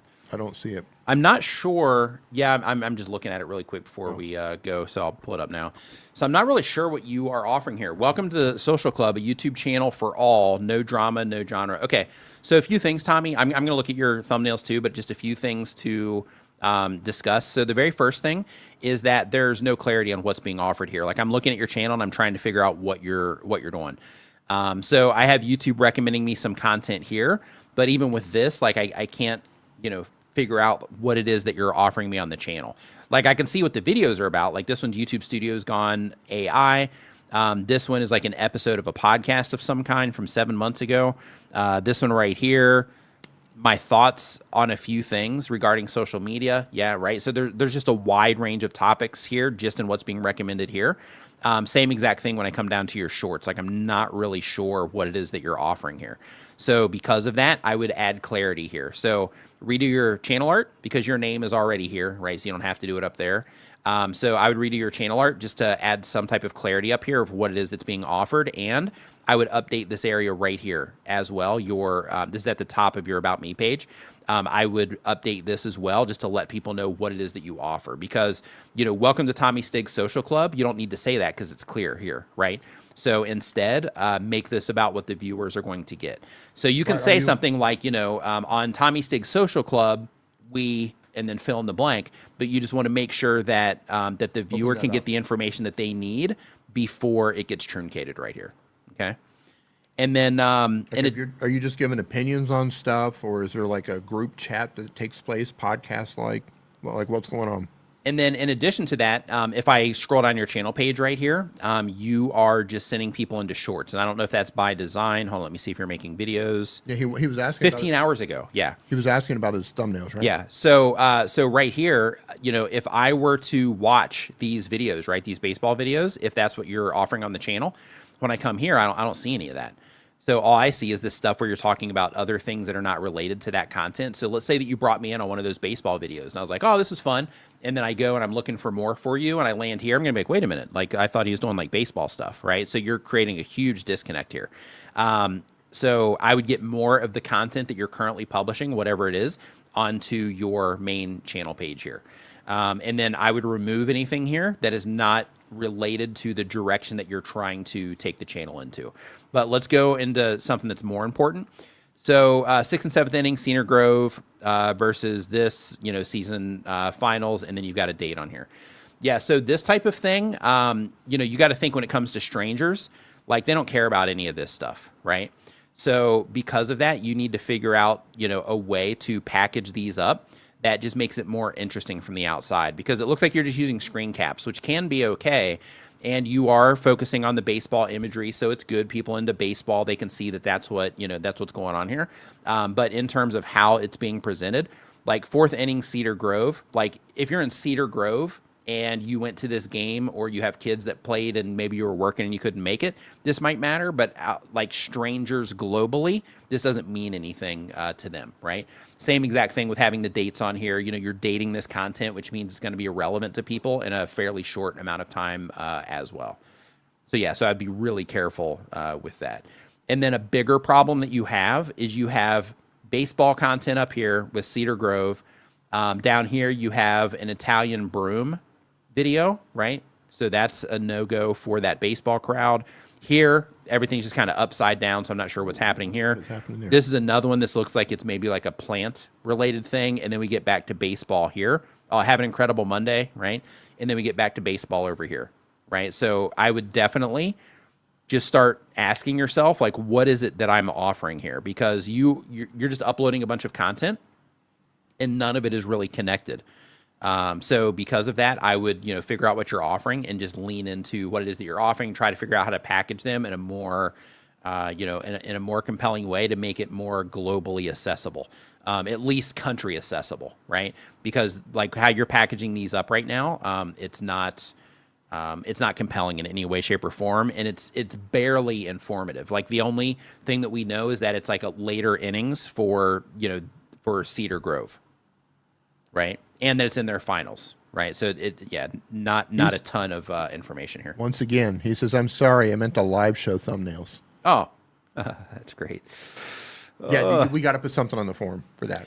Yeah, and here, same thing, right? Like you're creating another problem here. So you're publishing videos to your channel that are targeting people in Cedar Grove. You are publishing shorts to your channel where you're talking about celebrities and social media with some baseball. And then you're doing live streams where you're talking about, actors. And let's see if this one, we got Bob Marley in this particular one. So yeah, it looks like where you're talking about actors and stuff. Right. So here's what you need to do. What we're going to say, D?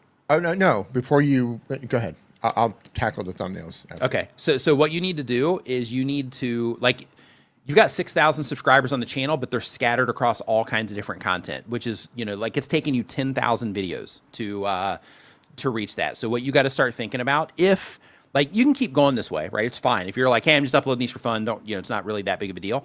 But if you're, wanting to turn the channel into something in terms of like, hey, this is, going to be a resource for people. This is going to be something that I'm going to, use to spread awareness about things. This is something I'm going to use for, additional income, anything like that. Then the first thing that I would do is I would sit back and I would think, okay, what do I actually want to turn this into?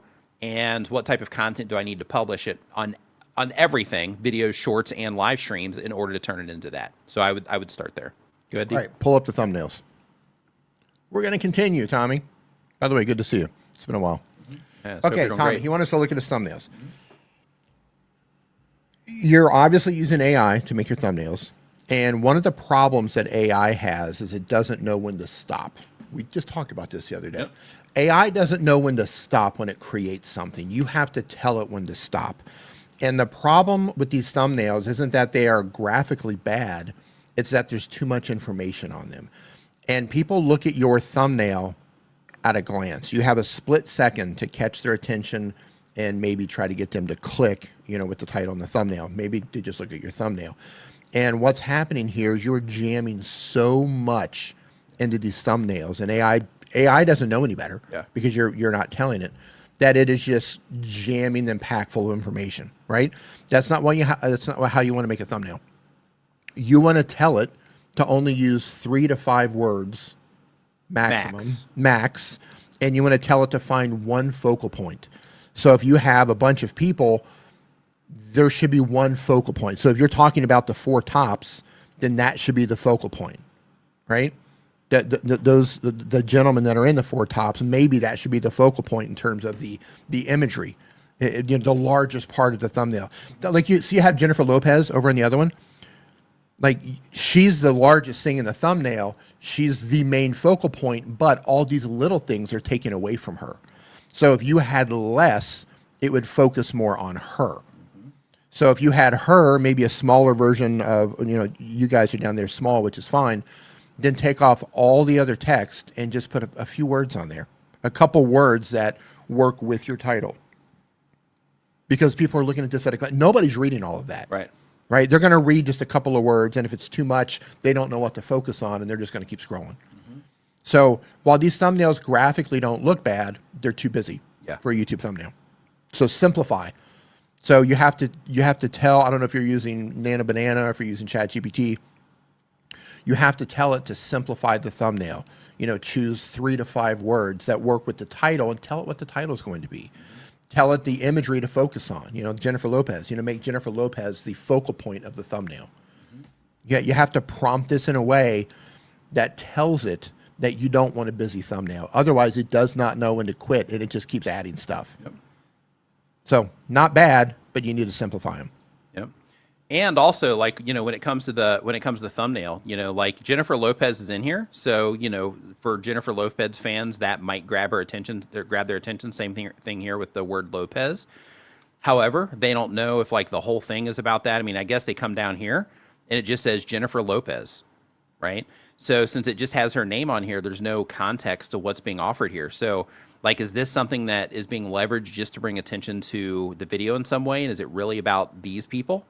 Is it about, something else? So there's also no clarity there, either. So yes, I would definitely, like Dee's talking about, like you need to focus it on something, and you need to also have more information, more clarity in your titles. We keep running into this AI thumbnail issue. Have you noticed that? Like every stream now. Yeah, use one of 10. If you're doing AI thumbnails, use one of 10. It's like the best thumbnail generator. It already handles this stuff. If you go to, actually, I've got a link in my video description as well. Prompted correctly by default. Right. Yeah. So I've got a link to them down in my video description, or you can just go to oneof10.com. But that's why they're the best thumbnail maker for YouTubers right now, because like their system already handles these types of problems. So if you are doing AI generated thumbnails, make sure that you are using those. I feel like I need to make a series of videos teaching people how to use AI to make thumbnails across whatever. Yeah, I've got a video coming for that. Yeah. Yeah. Yeah, like that's so needed. Yeah. And of course, because it's really helpful, it's going to do terrible. Yeah. Yeah, that's how it goes, right? Yeah. Yeah. Oh, that's a Yeah. helpful video. Right. I'm not going to watch that. Yeah. I want to know how to grow quickly. Right. Yeah. Hey, thank you, Jennifer. Hey, thanks for the nice words, Jennifer. Appreciate that. You can do the absolute best. Hey, I didn't click in yet, but I got the notification pop up that says your video is back online. Yep. Glad to hear it. Yep. So next up on our list here, we have, let me go ahead and get some of these closed tabs here. Thanks, Jennifer. So next up on the list here, we did Catastic there. Tommy, our pleasure. Says, thanks for feedback. My live crew says the same thing. Way too busy in the thumbnails. Yeah, absolutely. It's just focus, man. Focus and attention, right? Where do you want the viewer to attention on? Put their attention on? What's the most important thing? What do you want them to take away from that thumbnail at an immediate glance? Yeah. That's what you need to focus on. Yes. Get rid of everything else. Everything else is a distraction. Yeah. So next up, we've got Larry over at Home Wrapper Repair. Says the uploads 1 time per week or more, but on YouTube for 1 year or more. It's home repair content. Goal of the channel is to make money.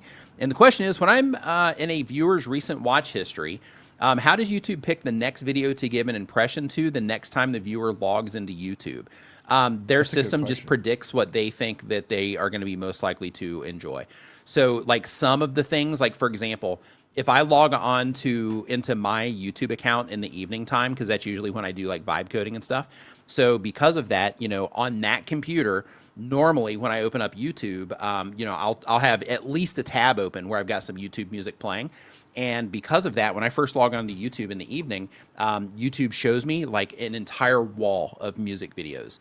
Not just like music videos, but it'll be very specific music videos, because normally around that time when I'm logging in, I usually would go and I would search for music, and then they started recommending me music. And then because they recommended, I'm like, oh, hey, let's try that. That Buddhist Zen monk bell music in this temple thing, sounds interesting. Let's check it out. Deep Himalaya trance from the hill. Yeah. Right. So I'm like, yeah, let's check it out. And then, so they've detected that. So then now, because they've noticed those patterns from me, anytime I log in, as a matter of fact, if I go to my channel page right now, risky click of the day. Yep. There's a really good chance, and I'll just pull it up and we'll see what happens. But there's a really good chance. I will not pull up my YouTube channel. Yeah. So right here, right out of the gate, we've got a music video here. We've got Tibetan flute music over here.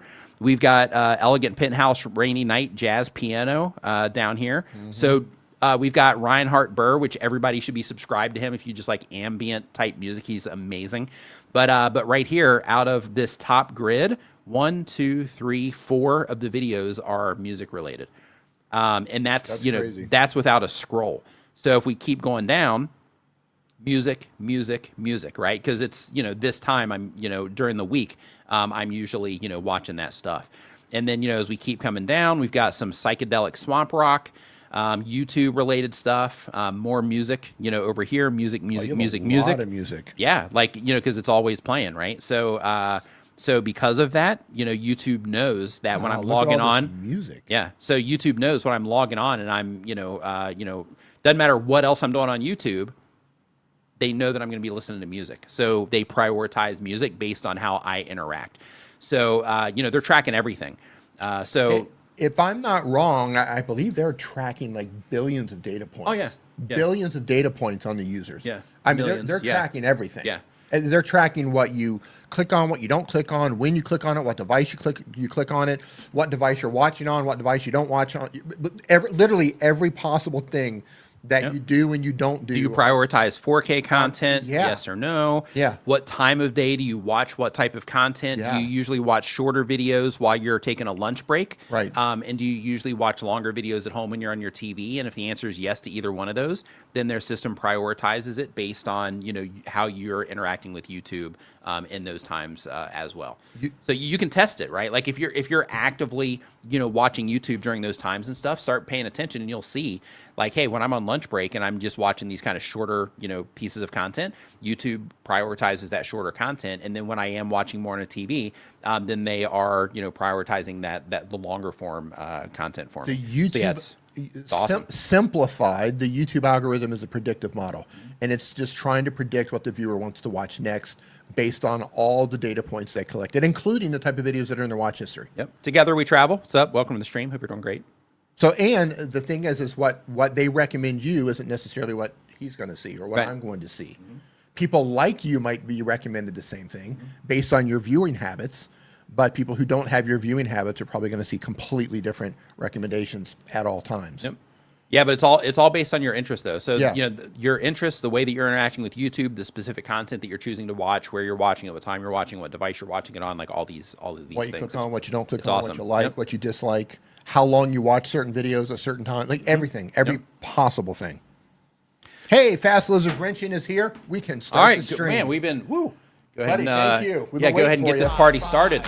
We've been waiting for the Fast Lizard to show up. Yep. So, Yep. you know, I got to be honest, man. I'm pretty excited they're finally here. Yep. Yeah. Like I'm giddy. I don't even know how to act. I know. Right now, like Don't I'm ma- excited that Fast don't- Lizard's in the chat right now. Don't make it weird. Yeah. Okay. I'll try to Don't try to make it keep weird. my cool here. All right, everybody Okay. stay cool. Yep. Fast Lizard's here. Yep. So next up on the list, we've got Fast Lizard's like, what? So the channel name here is Sleep9YT. Sleep9YT. They upload one time per week or more. They've been on YouTube for less than 1 month. They do gaming content. I just The wanna- goal of I the know. channel is to be a full-time content creator. They say that they do not use a mic and a camera. And the question is, am I on the right path? So you want me to take a look at your Don't use channel? A mic and a camera. Am You're I on the right path? Yeah. Sounds Yeah, like Fast Lizard talk to me. I know, right? Something- Sounds like sounds something a like lizard would say. Yeah. Hey, little lizard. Well, I think we might have a theme. Yeah. Today. Yep. Yeah. Yep. I don't use a camera or a microphone. Yep. But I am a fast little lizard. Okay, so Sleep 9. I'm gonna fly like wow. nobody's business. Yep. So Sleep 9. That's- I'm going to pull this up here real quick and just a couple of things. So it looks like you are like, first off, I'm not sure what it is that you are offering here because you have Holy moly, 11 hours. Yeah, so you have these live streams that you're doing, right? So so you only have one tab on your page, and the default page that we're landing on here is your live streams. And yeah, it looks like you got 11 hours, 11 hours, 11 hours and 40. Gaming? What I don't know. I have no idea what they're doing. So it looks to me like they might be gaming, but Let's I'm see. not entirely I'm not entirely Are they sure. hovering? So yeah, I have the hover turned off, but I'll click Oh. into it. Okay, yeah, don't do this. Yeah. Don't do this, especially on a stream like this if you're trying to get people in here. Right away, you click away. Yep. Yeah, that if that was me, I would have been out of there. I mean, some Yep. people will skip past it because, you know, YouTube does have this thumbnail preview, but for the people that don't or the people that see it on hover, yeah, you're going to lose those people, so be careful. They are gaming. Yeah, so, wow, you're doing like an 11-hour game. My goodness. Wow, no talking. So it's just it's a play with me, basically, for 11 hours. Like a let's play. Let's Yeah. play. Yeah, that's what I mean. Yeah, so so because of that, you know, some people are gonna, you know, click on this and enjoy it and hang out for a little bit. But some things that you need to do is you need to make custom thumbnails for, you know, each one of these, just doing the same thumbnail over and over again. Yeah, I would change that up and just use different imagery so you can figure out, like, if I use this, do people respond to it better than if I use this, right? So it just gives you variables to play with. In addition to that, don't put these numbers on here. These numbers might be the thing that you're using to help people know that it's different, but I would use different thumbnails instead of the numbers. And the reason why is because if I see the 17 on here, I'm going to think that there might be 17 other things. 16 other 11-hour videos that I got to catch up on in order to know what's happening inside of this video, right? So, so because of that, I'd get those numbers off of there immediately and start making custom thumbnails. Yeah. And remember, when it comes to YouTube, like you're putting in the time, right? But make sure that you're also putting in the attention in terms of, you know, okay, how am I going to package this up in a way to help people that are into this game identify that this is about something that they might care about, which you might be doing with this character if they're in the game. And then how can I also title this in a way that makes it, at the very least, informative so that the viewer knows what they're getting into? Because here you have like ranked climb, EME to SOV 100. Maybe if you're into the game, you know, you're going to get that. But the problem is, another big problem actually with this is that if we look at what it is that you're doing here, like these are all titled exactly the same. Like the only thing that you have different here is that the number's different. That's it. Everything else is exactly the same. So yeah, so I would definitely start making each one of these a unique piece of content. If not, this is going to get out of hand really quick and it's going to start working against you if it's not already.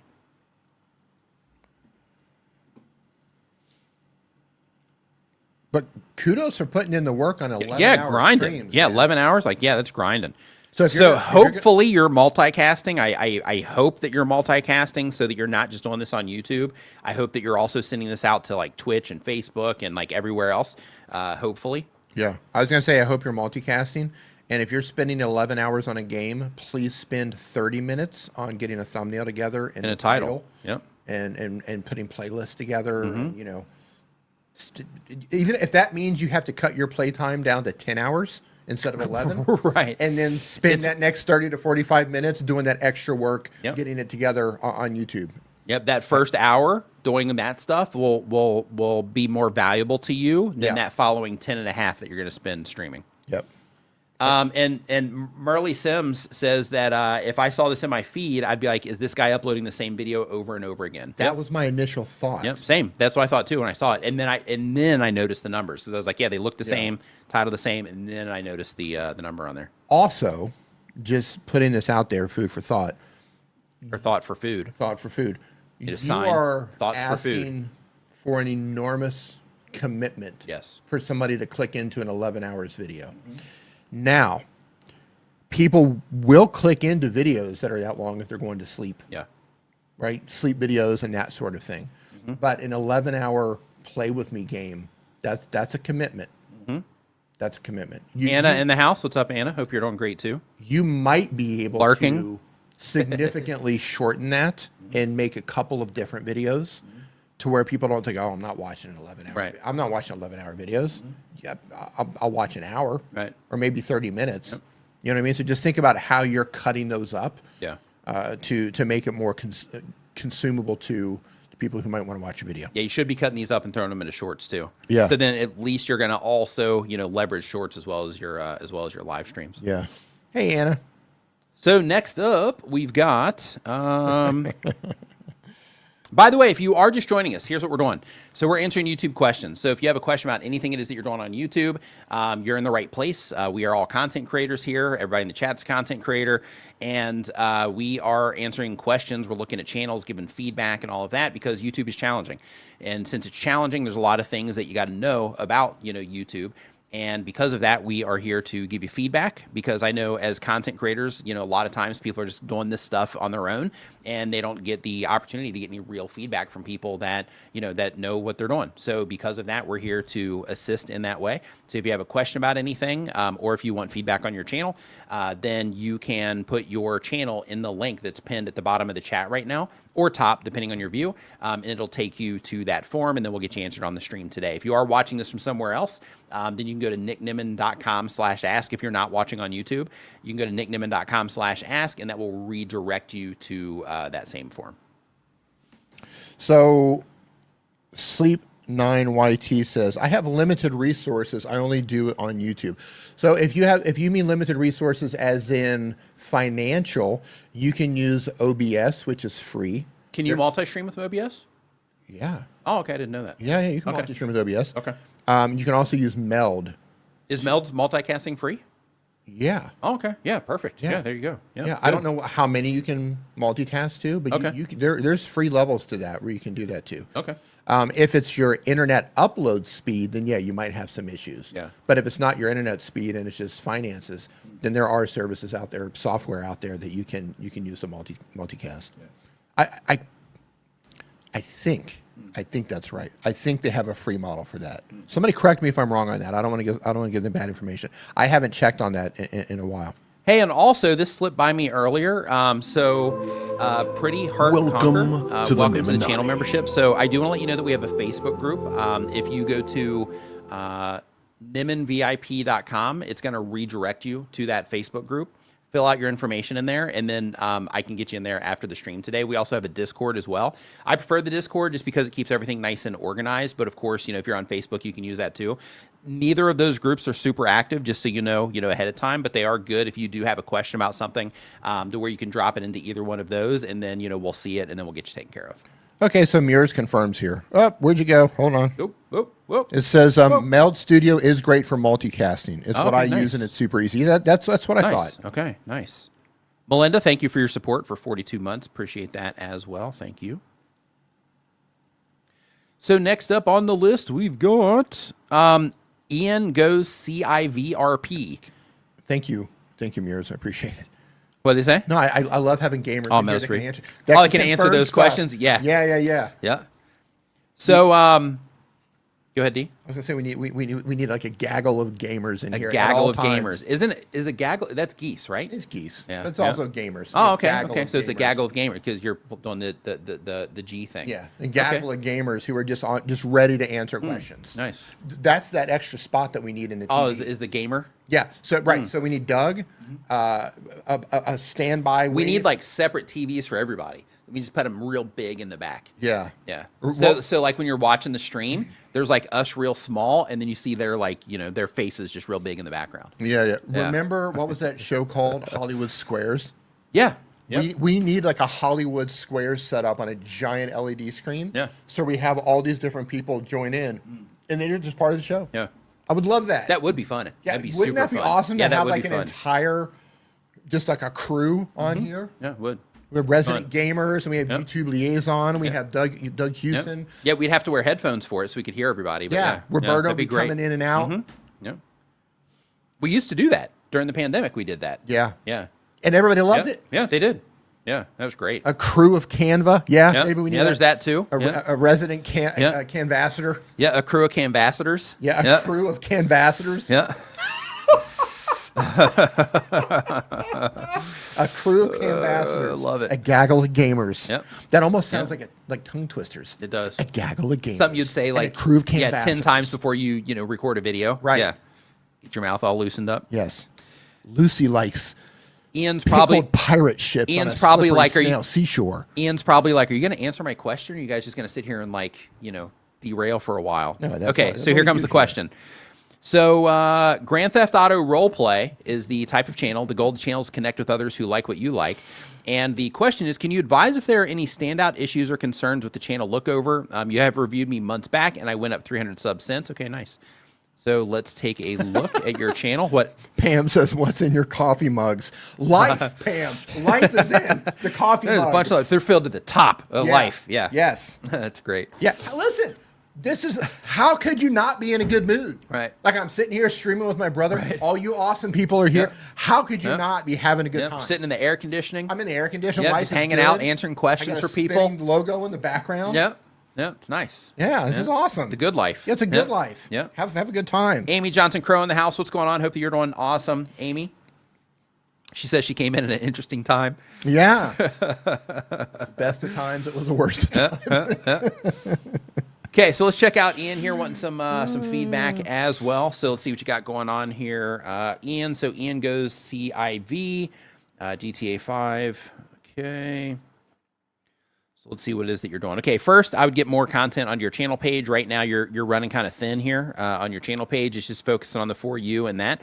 So the reason for that is, let's say that I am interacting with one of your videos. Let's say that I'm clicking on this one and I come in here and I'm watching this and I'm like, oh man, this is great. And then I'm like, well, I wonder what else they have. And then I click here and then I land on your channel page and I'm like, oh man, I was hoping to see some content here so I could be led into something that might be of interest to me. But instead, now I have to go and explore the video page, which is an extra click and extra effort on my side. And then I go in here and then everything is unorganized because it's just listed out in the order that it was published. So because of that, I would just get more content on the channel page. And you don't have a ton of content, but I would make sure that you do have all of this on the channel page. So for the people that do go there, they can easily find it. But let's get to the stuff that matters most. So right here, this is members only, so we'll skip that one. Fake World, episode 1. Okay. So a couple of things to think about here is, one, when it comes to your titles, you want to make sure that you are putting any episode numbers, anything that isn't related to or the most important thing that the viewer would use to identify if this video matters to them. You want to make sure all of that stuff is here at the end of the title. So in this case, I got to update this because it's having trouble with some of these thumbnails. But like in this case, I don't know what Fake World is, but I do know that this episode 1 should not be there. I would take the hashtag out of your titles as well. And if you feel like you have to have the episode number in there, which you probably don't, but if you feel like it, then, I would take that out. In terms of the RJ takes over, part, Also, not tons of context there. Like, basically, you have to be familiar with these characters, like deeply familiar, to be able to call them out by name like this. So I would also try to make these more general. So trying to make it about, GTA, like this character in GTA, that type of thing. So then that way it's more about the game itself than the individual character, so that it, so people will click into, just kind of figure out more. In addition to that, because this is, GTA stuff, I would also get a GTA logo in here as well, so that everything can also be easily identified. You're doing some of that okay, with, focusing on the characters and stuff, but getting GTA, a logo in here just makes it even more clear. Other things, as troopers, yeah, you really, here's what I want you to do. I want you to go and hop onto Google or hop into YouTube and go start watching some videos on writing titles. Because right now, the titles that you're writing, you're just polluting them with a bunch of stuff that, doesn't really matter, and also polluting them with stuff that is distracting people from the things that do matter. So because of that, I would hop on YouTube, and I've probably got some videos about it on my channel, but I would hop on YouTube and I would look for some videos about writing titles or copywriting, that type of stuff. But when it comes to titles on YouTube, copywriting is a part of it. But then you have the YouTube specific version of, like, I got to get people to respond to this, when it shows up on homepages, suggested videos, things like that, or when they get the notification, that kind of stuff. So you definitely need to spend some time working on your titles. I think your thumbnails are okay. They're a little bit busy. Like, you don't need all this text. And then, you've got like this extra, zero state stuff in here. So these are kind of busy. But I think that these might still get people to respond if you could do a better job with your titles. So I would definitely work on your titles as like the first line of priority. And when it comes to adding hashtags to your titles, don't worry about that. I wouldn't worry about tagging people in your titles either, like it looks like you're doing right here. Instead, just think about your viewers and think about, okay, if somebody is hopping onto YouTube, and you can go look at successful GTA channels that are doing similar things to you just to kind of see what they're doing. You don't have to copy it exactly, but if they're doing well, then they're able to get people to respond, right? So you can just use that as a template in terms of, this is what they're doing. If I try to do some of that same stuff, or if I, just take what it is that they're doing and slightly modify it, let me see if I can get people to respond that way, right? But the idea is to just think about, and this is something that all of us have to do. It doesn't matter if you're making GTA content, if you're teaching people about YouTube, if you're teaching people about music, if you're making entertainment content, if you are, gaming, if you are, doing Amazon reviews, if you are, anything, like anything that you're doing, it's important to think about, if this video shows up on YouTube's homepage or in suggested videos. Basically, if YouTube recommends this to somebody and there's a whole bunch of videos around that video, either in a feed, right, on a phone, or grids on computers and TVs, then in that case, how is this going to help the people that I'm trying to reach identify at a glance that it's about something that they care about? And then from there, that's your, thumbnail. And then from there, for the title itself, how can I use this to also give more information to the viewer that's either just straight information, right? Like, for example, in my case, it might be like, how to get views on YouTube, and then, or make it compelling. And the difference between that is, in my case, if the informative version would be how to get views on YouTube, the compelling version of that would be, this is how the best YouTubers get views on YouTube, right?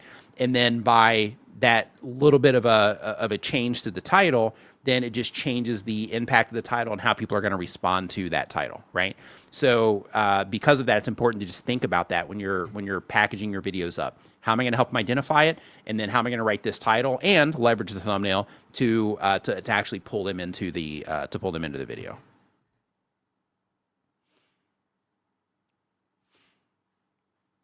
Next up on the list. And Ronnie says, feels like this is taking forever. I'm guessing you put a question in here, Ronnie, and you're waiting for it. Yeah, it can take some time. So next up, we have Explore Norway. They've been on YouTube for a year or more. They do travel advice for Norway. The goal of the channel is to teach others. And the question is, I have heard an epic scandal cover up around Norway, around Norway's most well-known tourist attraction. It's basically a viewpoint sitting 600 meters above the fjord. I don't know how to say that. Oh, is it right? Okay. Officially, ooh, this is kind of creepy. No one jumps from it, but from someone living on the other side, the police have to collect. Oh, goodness. Yeah, so the police have to, collect stuff. It's so bad that they had to change their procedure so that tourists would not start asking questions. If I were to make a video about the topic, I would cross several YouTube-sensitive subjects. And the scandal is that the authorities do everything to cover up that thing, and that the problems get worse even without talking about it. Should I do a video on the topic and upload it to YouTube or go straight to a big foreign media? So your channel is about helping people navigate tourism in Norway. When you introduce drama to that scenario, you are going to compel people to not go to Norway or to not go to some of those areas. So because of that, I wouldn't make it on your channel, because your channel is more of a resource for people that are going there and trying to figure things out. So one thing that you might want to do is steer people away from that if you don't want people going there, by just saying like, yeah, I wouldn't go to this thing, right? And then that's all you have to say. You can say it's not worth it, or you can say, just kind of weird stuff goes on there, whatever the thing is. But, without giving all the details on it, you can just try to steer people away from that if that area is a problem for them in some way. But the way to look at it is from your position, right, on YouTube, because you're giving travel advice for Norway. People are using your channel as a resource for trying to figure out, what to do, places to go, things to keep in mind, and all that. So you could talk about it if you wanted to, but that would just introduce drama to what it is that you're doing versus, providing that service that you provide. So mentioning it, here and there in terms of, I wouldn't go here. It's got, reputation, or there's rumors about it, or, whatever the thing is, you can do that. But I wouldn't make a full dedicated video where you're trying to, bring, that drama to that yourself on your YouTube channel. If you wanted to give that information to the media, I think that's okay, because then, they're informing people and all that stuff. But for the people that are wanting to come there, I would remain that source for them to come there, right? You could make a video about just avoiding that place. I don't know if they, because I don't know what the laws are in Norway, but I know some places in the world, like you can get lawsuits and things like that for making videos like that. So I would just I would look into the legal side of that first if you are going to make a video. But just mentioning it that, that's a place you might want to avoid might be enough without polluting your channel with drama, per se. It's a story around the place. 300,000 people visit each year. Yeah, like I understand. You can, if you want to make the video, you can. And in terms of, talking about the sensitive subjects, YouTube might demonetize the video because advertisers might not want to run ads next to, a video on that subject. And, you might have to, just kind of take that hit, so to speak, if you're just wanting to get that message out. But yeah, I wouldn't. Yeah, like I think that kind of throws a wrench in what it is that you're offering there in Norway. And I'm not saying you have to say that everything's peaches and rainbows and all that stuff in Norway, but I think that it's kind of going out of the way to put a spotlight on something that negatively reflects on like the bigger picture of what you're trying to do with everything, right? So if you want to, you could definitely make the video, and then you might have some monetization issues. But it's just because advertisers don't want to advertise next to those types of things. But if it was me, if I was wanting to get the word out, then I would do it through the, make whatever content you need to make, send it to, whatever foreign media you need to, to get it on their radar. But I wouldn't put it on my YouTube channel.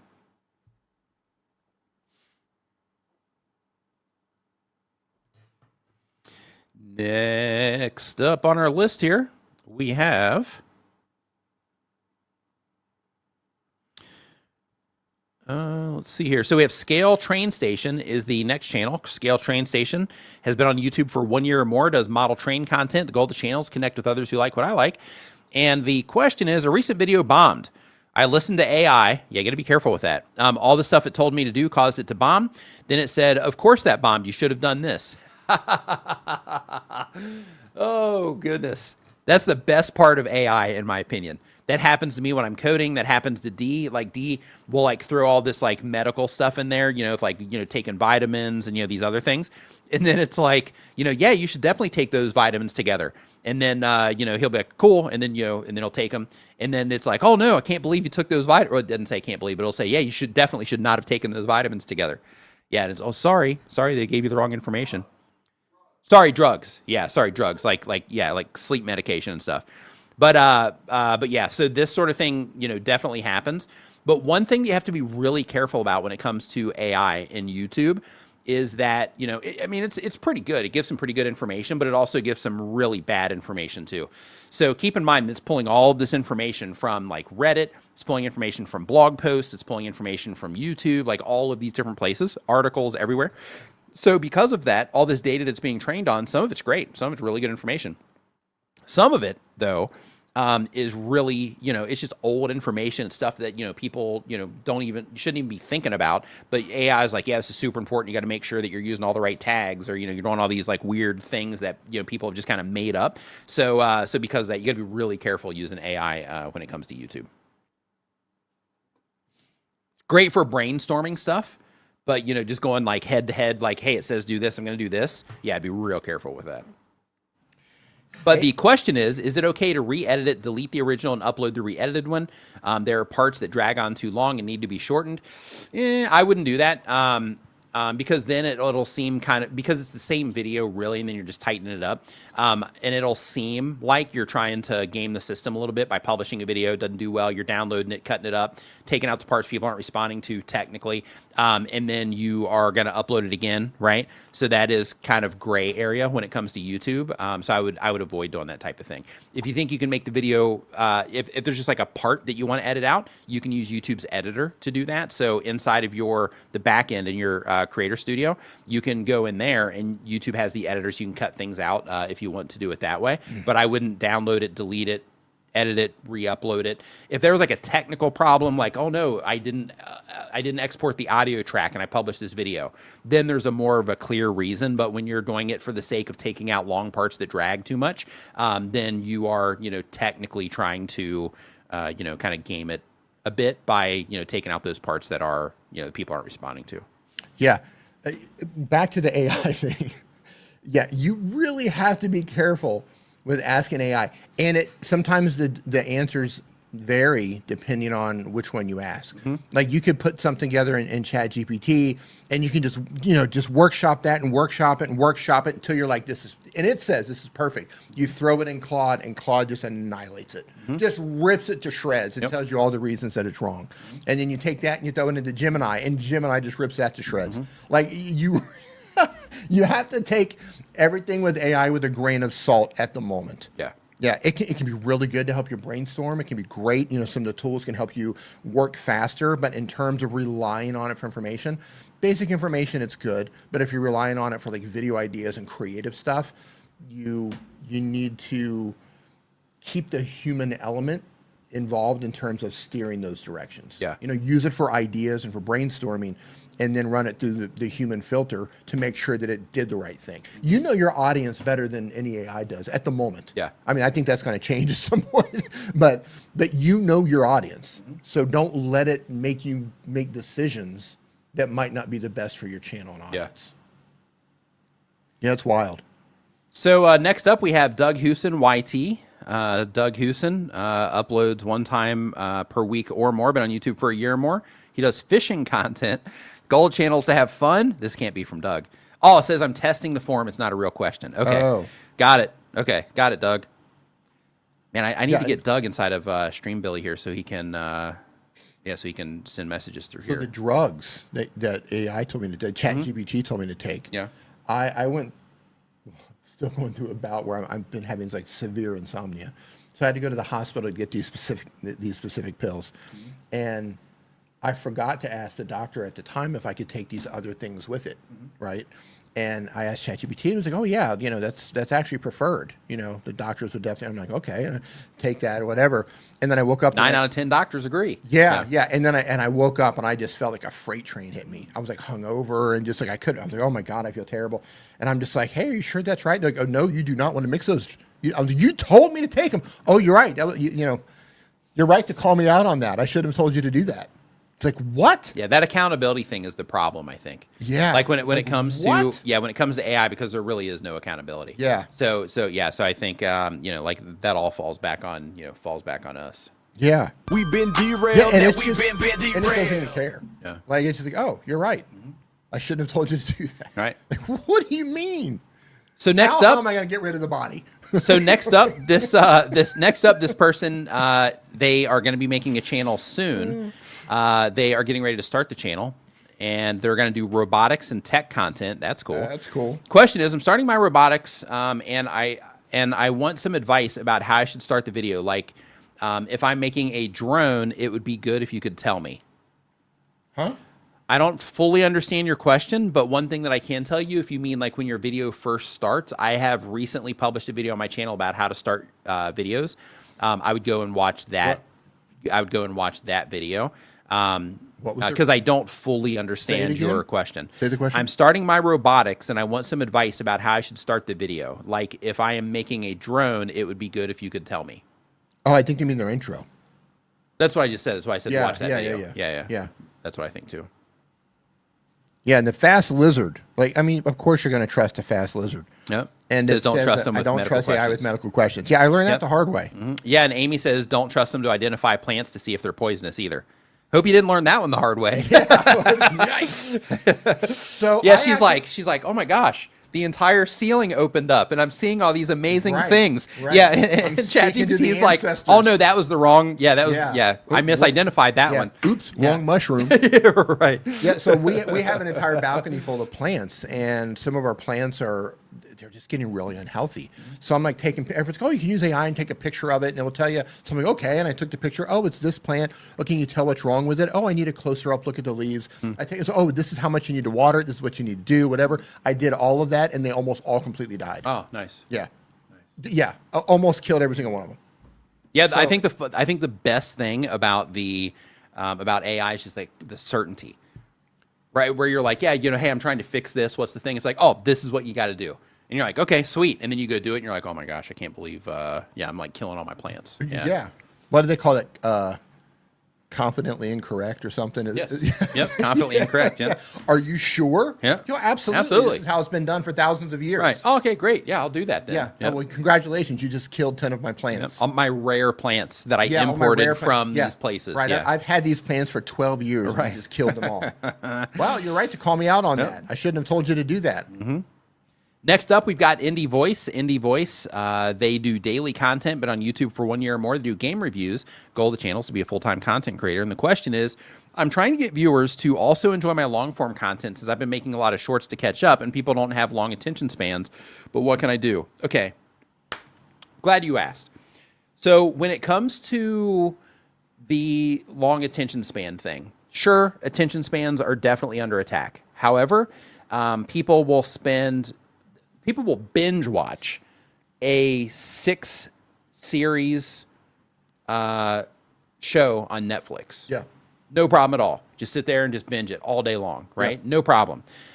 When they go to a movie, they'll sit there, they'll watch the movie 2 hours straight, no problem at all. We've binged every episode and every season of Breaking Bad and Game of Thrones probably 4 times. Yeah, right.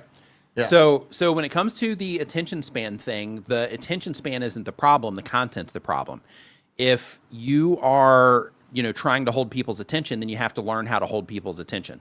You don't dismiss it by saying that, well, everybody's attention spans are messed up because of vertical content. Instead, you say, okay, well, my vertical content, I'm able to, to make something that people are finding interesting for this short period of time. Now I got to figure out how to do it for a longer period of time, right? And that's the difference. So as soon as you start blaming it on things that you can't control, that's where you are working against yourself, because then you're saying, well, it's because of this, instead of saying, okay, well, people just aren't sticking around my videos. I can't get people to respond to my videos. I have this problem that I have to fix. How do I fix it? Right? If you just blame it on something else, then you don't have any of that how do I fix it part, right? So because of that, just remove from your brain that attention spans are the problem, and instead turn that lens around and say, okay, I need to learn how to make content that people, will stick around for. Yeah, this is kind of tough love, but if Christopher Nolan or Guy Ritchie or Martin Scorsese made your videos and they were each 2 hours long, your audience would watch every minute of those 2 hours. Right. The problem is us as YouTubers, we don't know how to tell a compelling story, or we don't know how to edit the video correctly to keep things moving. There's a million things that we don't know how to do. Most of us are just figuring this out along the way. You probably didn't go to school for filmmaking. Right. So you can't expect your audience to just automatically just sign up and go on board with you to watch these longer videos when you technically might not know how to make a longer video. Right. Some people are just naturally good at storytelling and naturally good at communication. They can just sit down, prop up their phone, hit record, and take a hour-and-a-half long video in one take. Yep. And people will just watch it. Yep. And they'll just get thousands of comments and hundreds of thousands of views. And it works for some people because they're just naturally good at it. Yep. For the rest of us who are in the trenches slugging it out, these are skills that we have to learn. Yep.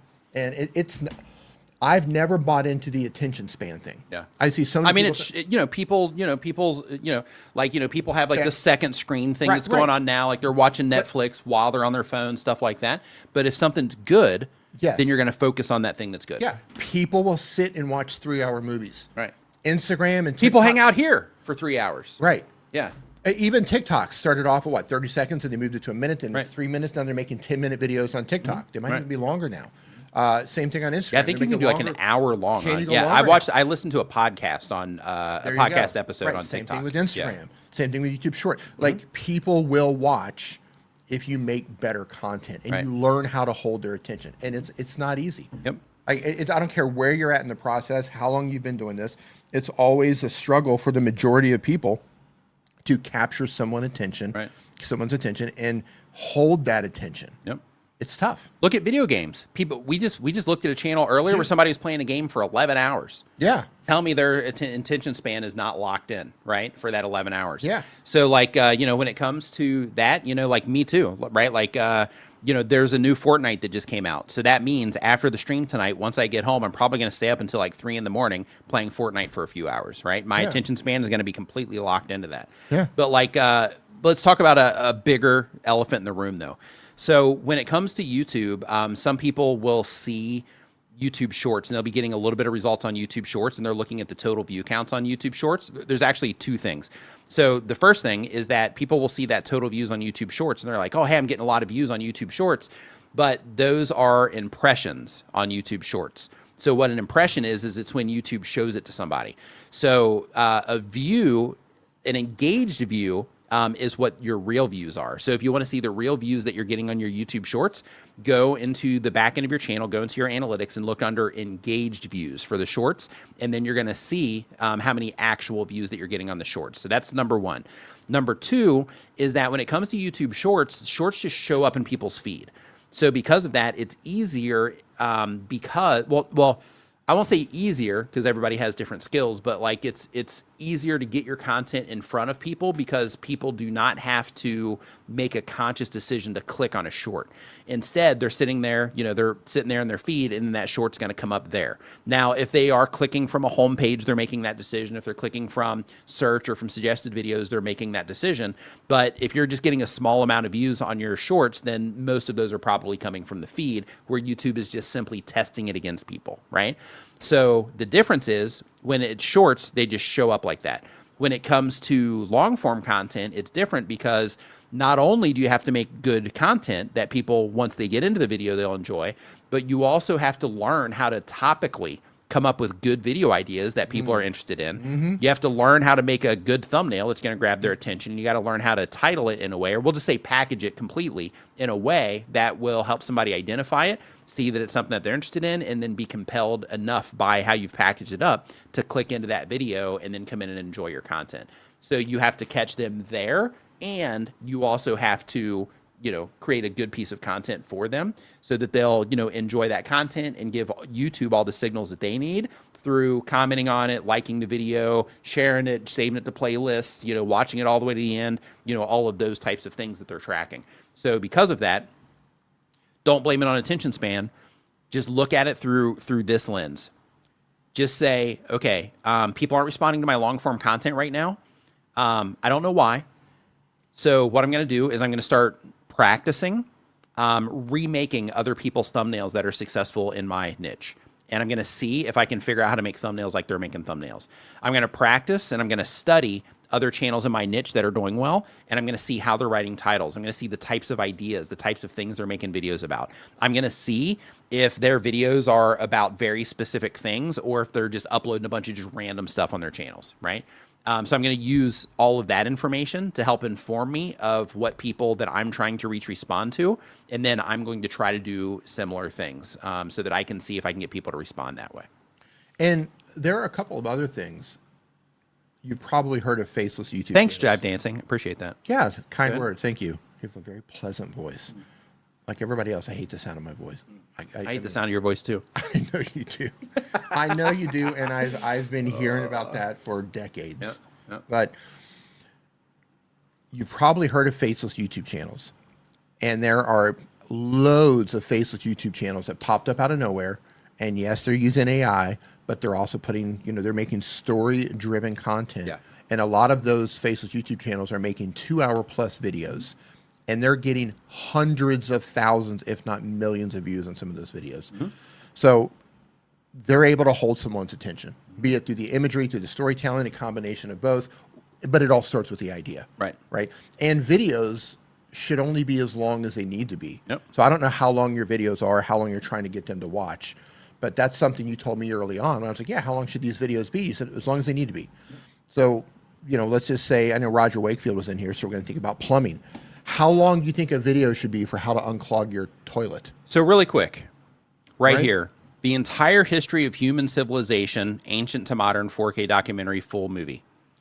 So this right here, 9 million views. 2 hours and 32 minutes long for this. And it has uploaded 2 years ago, and they have 9 million views. Yeah, people will on watch. this. And people are watching on their TVs now, right? So people are, the TV market is the fastest growing market now on YouTube in terms of how consumers are viewing their content. People 3 will- hours long. People will sit down and they will watch good content on their TV. 3 hours long, 342,000 views 6 months ago. An hour and 52 minutes, 340,000 views 1 year ago. These are all stories, right? Yep. They're building these. They're probably like mini documentaries using AI to do it. Mm-hmm. So yeah, I've never bought into the attention span. I do believe, when it comes to short form content, people are if you're in the swipe mode, yeah, sometimes that happens. There's That's the thing though, is thinking about, okay, how are viewers finding my content and what can I give them there? Right. Yeah, right. Yeah, and here's another one too, right? Like if we look at Internet Anarchist, right? So like in his case, right, he's got 38 minutes, 21 minutes, 19 minutes, 32. So these aren't like hour long, but people are watching. but like people are into this, as well. Those are great looking thumbnails. So when it comes to all of this stuff, it's more about the content that you're making and how people respond to that content. Yeah. And it's tough. It really is in terms of, getting people to engage with everything it is that you're doing. But you have to go through the process of learning how to do all that if you want to do well on YouTube long term. One of the things we have to learn, one of the hats that we have to wear as video creators. Hold on really quick. Yeah. So Bill Matson says views don't matter. What's the view duration? It's long enough that YouTube is showing it to additional people, right? So with that type of content in both of those scenarios, people watch that type of content for a long period of time anyway. And with both of those, it's competing against all of the other content like that and other content on YouTube. And those videos are still thriving, right? So they're watching it for long enough that YouTube's like, hey, people are into this. Let's show it to more people. And that's how they get those numbers. Go ahead. Sorry. Being a video creator on social media is more than just making a thumbnail, coming up with an idea, coming up with a title, packaging everything together, recording a video, editing the video, putting graphics on it. If you're putting graphics on the video, you have to put that together in a way that not only gets their attention, but holds their attention. Like learning how to do it in a way that holds attention is another skill within itself. So you have to get their attention. You have to get an idea to start with. Then you have to get their attention. Then you have to learn how to hold their attention. Mm-hmm. That's not easy. Right. It's a skill you have to learn. And yep. you can do it. You can do it. So next up on the list here, we have Chad on the road. What's going on, Chad? Hope you're doing awesome. Hey, Ed, what's up, man? So next up, yeah, Chad on the road does urban exploration content. The goal of the channel is to be a full-time content creator, and the question is, my thumbnails and titles have improved over the last several videos. With my analytics, they're doing good on my channel, but my views are low. What are the analytics I need to look, and what are good numbers for these? So the numbers are going to vary for every niche. The numbers are going to vary based on the impressions that you're getting, so there isn't like a concrete number. The average on YouTube is between 2 and 10%, so because of that, you know, if you're getting towards the lower side, then either you're getting a lot of views on the videos and it's pushing that down, or if you're getting it on the low side and you just published the video, then people probably just aren't responding to the content, right? If you're down on that 2-3, you know, percent and you've got, you know, 100 impressions on the video, it's probably the idea or the packaging. When it comes to, you know, trying to put a number on, you know, what good looks like, you want to go into your own content and you want to get an idea there. And keep in mind, I mean, it's a range, right? So even when you're looking at your own content, you want to get a, you know, usually when it's about this on this traffic source, then they usually do okay, right? And it's not just click-through rate either in terms of total video performance. It's like everything that YouTube is monitoring. So because of that, you use click-through rate, and your audience retention, all that stuff is like feedback in terms of like, hey, this isn't doing well, or it is. So let me just kind of see what this stuff looks like and see if I can use this information to identify what the problem is. So yeah, so I wouldn't look for a specific general number. Instead, I would go look at your content that's done well, and then go into the traffic sources for that content in advanced mode analytics, and then go and see, you know, based on the impressions, how your click-through rate held up based on the impressions. So next up on the list, we got Blue-Eyed Tech. Blue-Eyed Tech uploads 1 time per week or more, does gaming, tech, news, and reviews. Goal of the channel is to be a full-time content creator. Says, what's the best strategy to getting back into making content after not being active for over a year? Would uploading tech repairs in addition to tech reviews and news be too much? So what you want to do, and I hope you're doing great, it's been a while. What you want to do is you want to first, since you've been away for a while, you know, figure out, okay, you've already started uploading again. So what I was going to say is, since you've been away for a while, you want to, you know, be like, okay, what is it I'm going to offer on the channel? What am I trying to build? What are my goals for the channel? And you want to start there. And then from there, once you have that, if the goal is, you know, because I see you do some like reviews and stuff like that here. So if the goal is like, okay, I'm trying to get affiliate revenue, then in that case, you know, you want to make sure that you're, you know, publishing enough content where you can generate that, you know, affiliate revenue. But the idea is, in your case, you were doing tech reviews before. Now you're doing tech reviews again, so you're still on brand. For the people that interacted with the older content, those people can still enjoy this new content. But here's what I recommend that you do is for the foreseeable future, I would try to stay rock solid consistent in terms of I publish, you know, my videos on this day at this time, and try to be just rock solid consistent so you can pick up some momentum on the channel, get used to people, you know, well, one, get new viewers coming in on a regular basis on a schedule, so to speak, and get people used to, you know, using your channel as a resource again. But yeah, because you were doing channel reviews, or not channel reviews, product reviews before. And you're doing them again, which is still fine. But your new thumbnails look great, by the way. So next up, we've got... Who's next? Farmer Marshall. What do you think Farmer Marshall does? Farmer Marshall. Wrong. They're an urban gardener. Were you going to say urban gardener? No, I was going to say they're a gardener, an urban gardener who also does is a part-time fireman. Okay. Fire marshal. Okay. All right. So, or he takes care of the garden in the firehouse. Okay. Okay. God, that would be like crazy niche, wouldn't it? Where like all the firehouse gardeners are like, hey, have you checked out Farmer Marshall's channel? Yeah. Yeah, it's like, man, they got like the best tips for taking care of the stuff around fire trucks. Yeah, like growing organic food in the fire station to take care of the firemen. Yeah, it's good. You don't have time to go out and like, you know, look for healthy organic vegetables. All right, let's see what we got. So Farmer Marshall, urban gardener, uploads when they have time, been on YouTube a year or more. They do vegetable gardening. Goal of the channel is to be a full-time content creator. And the question is, please give your opinion of my titles and thumbnails. I'm trying to increase my CTR. Okay. So let's see what it is that you're doing here.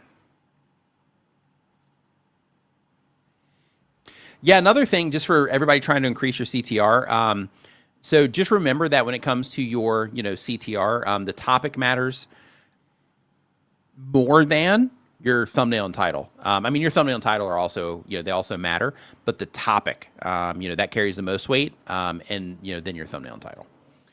So how are your thumbnails and titles? So let's take a look. A gander. So let's see here. So what is ready? So this clearly has something to do with, gardening and all of that. But the what's ready doesn't really give any information whatsoever. Honestly, I would try this without any text on it at all and just let that do the heavy lifting for you. Also, like garden update, what's ready to harvest. Like one of the things that you can tell when you're doing like update videos and things like that, one of the things that you can tell about an engaged audience, or if the audience is engaged or not, is like in this case, you're doing a garden update and you have 263 people that clicked on this. So based on the performance of the other videos, which are about the same, I'm going to guess you probably have, out of this 263, it's probably a lot of new viewers in here. So when you're doing this sort of thing, it just lets you know that, maybe these update videos need to be framed in a different way. And when I'm making these videos, instead of just making it an update, let me make it something more viewer focused in terms of, helping them better understand how to do something, or, something along those lines. And then here, same exact thing. So much has changed. This only matters if you know what happened before it changed, right?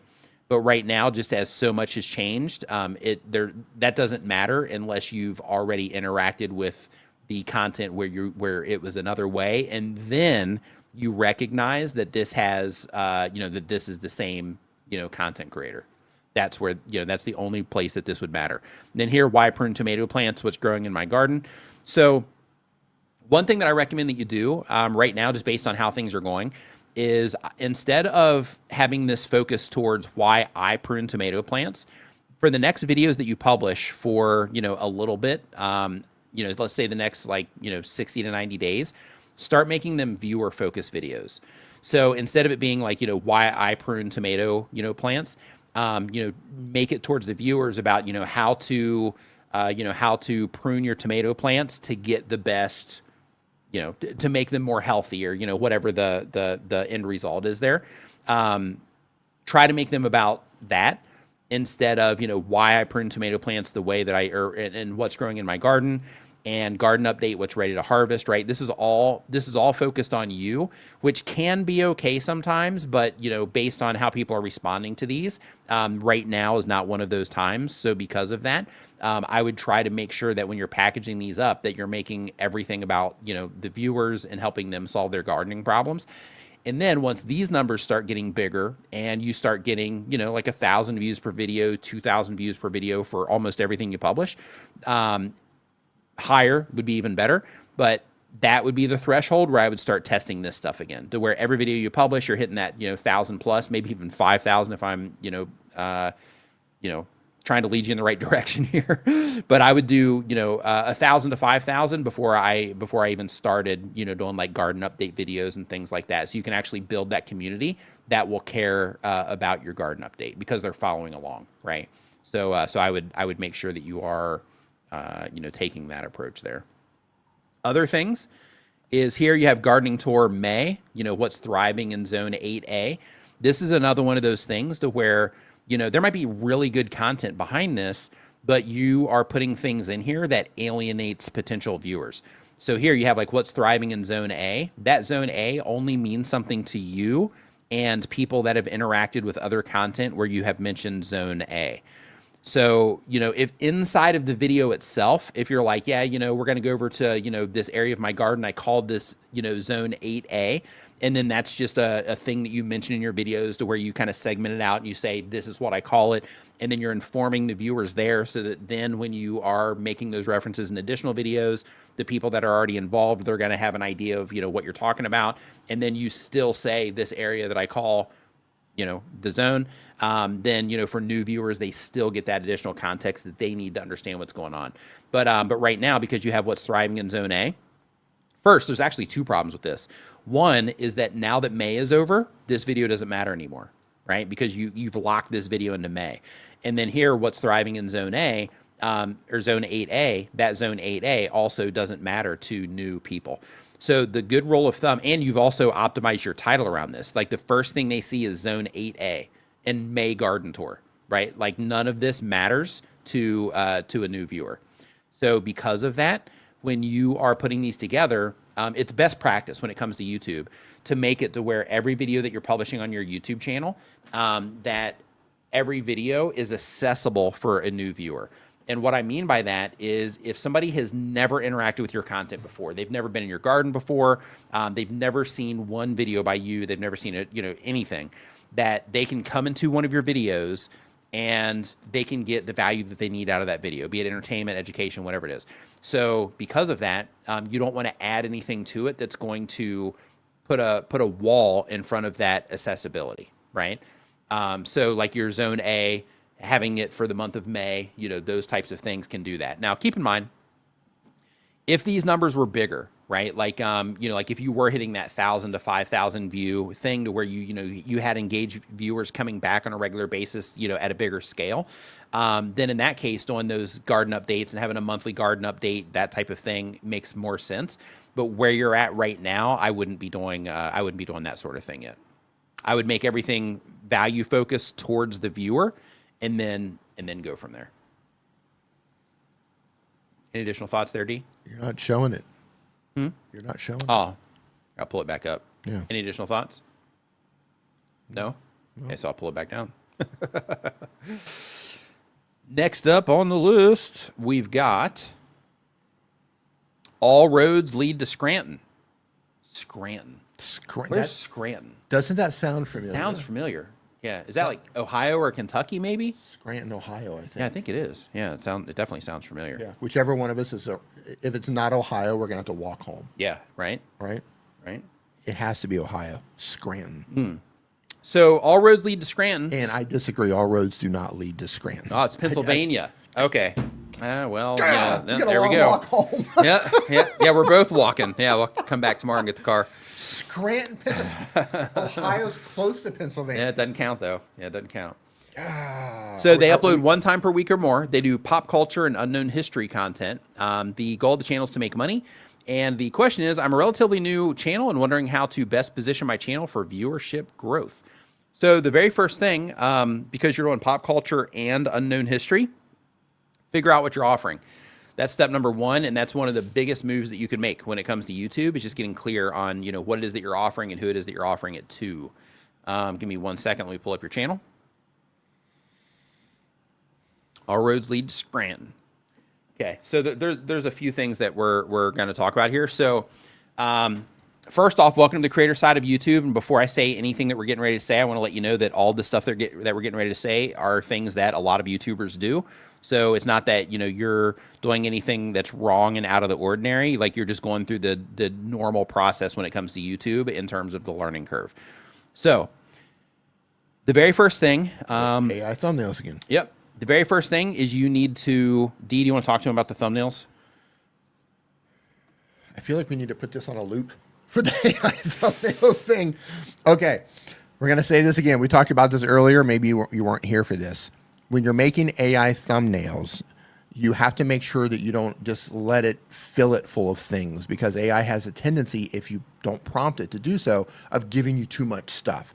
So feed it the title, the idea that you have for the video, tell it what it's about, and tell it to make your video, and tell it to focus on one particular item, whatever you think should be the most important thing to catch your viewers' attention, and tell it not to add more than like 3 to 4 words, 3 to 5 words. Because what you don't want to do, and AI will do it if you don't tell it to, it will just stuff your thumbnail full of stuff. Also, you see the one you issued 4 days ago, you see how your text is getting cropped off down at the bottom? It's because up until the recent update, ChatGPT wasn't correctly outputting the right ratio. But now when you go to create an image, you have another option to select a ratio. And if you're doing it on your phone and you don't see that, you can tell it to create a 16:9 ratio as part of your prompt. And then that's not going to happen. It will put everything within a 16:9 ratio thumbnail. Yeah, and these are really busy too. Like I would stop using ChatGPT for these and use one of 10 instead. You'll get a more simple focused thumbnail from 1 of 10 instead of using them here. You can go to 1of10.com to check that out. But basically, like he's talking about, these are, like just the errors of the AI, making these. And also, they're just super busy. Like if you look at this one, there's so much going on here. Like you don't even know where to look at.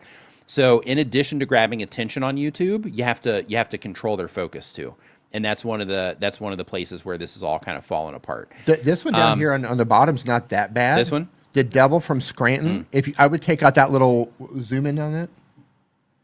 Zoom in. I would take out that little stamp or something down at the bottom.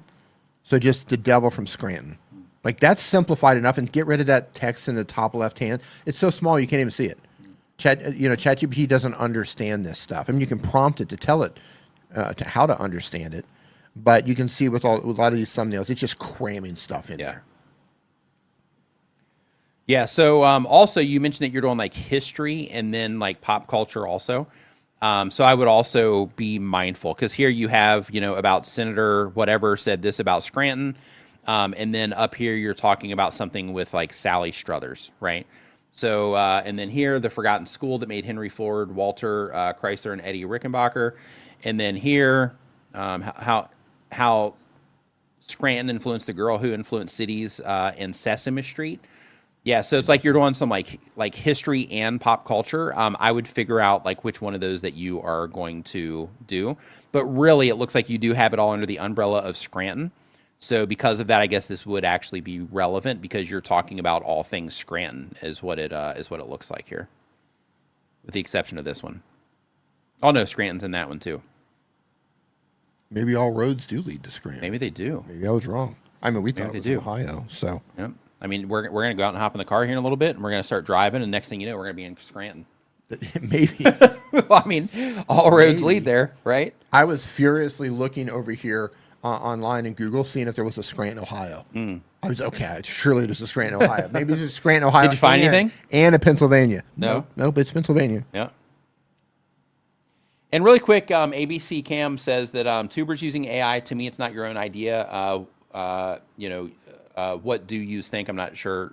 They said that, but when it comes to it not being your own idea, yeah, that's it's true. I mean, it depends on the prompt, really. So, if somebody prompts out their idea, then, AI can make it. If somebody, explains their video idea, then AI can make imagery that interprets that. And I also want to argue that, a lot of things that people do aren't their own ideas. Like, for example, if you start a YouTube channel and you're like, hey, I'm going to start a YouTube channel, about this gaming, thing. Well, it's probably because you've seen other gamers, making YouTube videos. And starting a gaming channel isn't your own idea, right? So I would say a lot of things are inspired by other things. As humans, we are inspired by everything around us. Yeah. In terms of AI, I look at AI as like a blank painting canvas where we can create anything that we want artistically when it comes to stuff like this. And if you just go in there and you say, make this thing, and you're just very vague, then it's going to make something that really you didn't have any input on, right? Like if you go to Suno that makes music, right, and you say, make a pop song. Okay, well, you're going to get one output versus make a trip-hop, psychedelic, radio-worthy song in the style of, you're probably going to get flagged if you say Portishead, but with the singer with the style of Beth Gibbons, that's 3.5 minutes long, has a down-tempo beat of whatever BPM you want to use, and tell it the instruments. If you get like a very detailed prompt and you put your own lyrics in, I mean, yeah, it's making it, but you've put that prompt together. I don't know. I mean, that's a question that, like, who made it? Right. Like, the idea came from you, but you used a tool to bring it to life. Right. So, I mean, you both kind of collaborated, on that idea. Well, other things too is like, even, I guess I kind of was halfway paying attention there. So even like, I won't even say it because I was halfway paying attention, so I won't add any value. I won't add any value to the conversation. Well, I mean, but I was going to talk about instruments, right? Like if you're playing like a guitar, well, you're not like making up your own, stuff. I mean, you can make up your own like sounds from the guitar, but you're still using the guitar itself as the inspiration for the thing, right? So it's like I'm making noise, right? But I'm choosing a guitar to make that noise, which, millions of people have done before me, right? right? Yeah. And many people learn instruments because there's a musician or musicians or a style of music that you're interested in. So you want to learn how to play that style of music. Yeah, I mean, we're all inspired by different things, but I think AI can. Scranton is what I'm inspired by. Scranton. Yep. Yeah.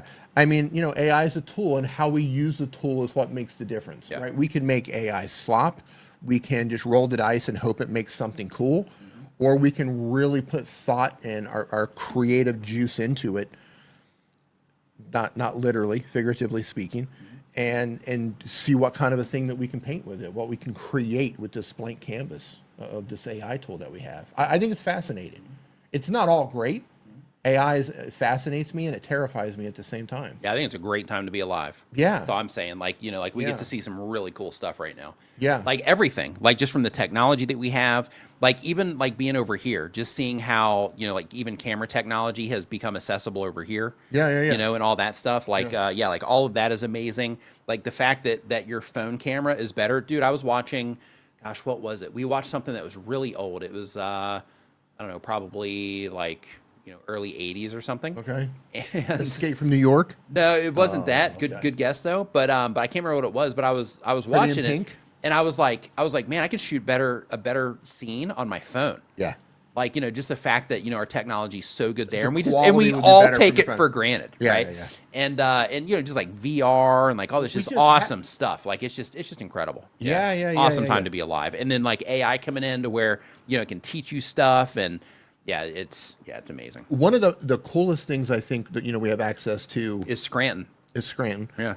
Imagine what's going on in Scranton that we don't know about. Right. I'm gonna when I'm in bed tonight, I'm gonna be laying there before I go to sleep. When we talk about YouTube, we're like, you want to think about your audience and what they think about when they're laying in bed at night. Scranton. Yeah. Right. If you're trying to target me, make videos about Scranton. Yeah. So Andrew Schaefer brings up a point. He says, kind of agree, but you can't tell the instrument to write the song for you. No. Well, it depends on the thing. If you're using like an MPC, which is like a beat machine, you can't. I mean, it's sort of doing that because it's keeping the tempo for you. If you hit a note and it's a little bit off, it's going to slide it into place for you. Things like that. All the computer software now, it does the same exact thing. Turn on the arpeggiator, right, to make my sound go. Do an arpeggio with the it's technically playing it for you. Right. Yeah, I mean, there's nuance to all of this. Yep.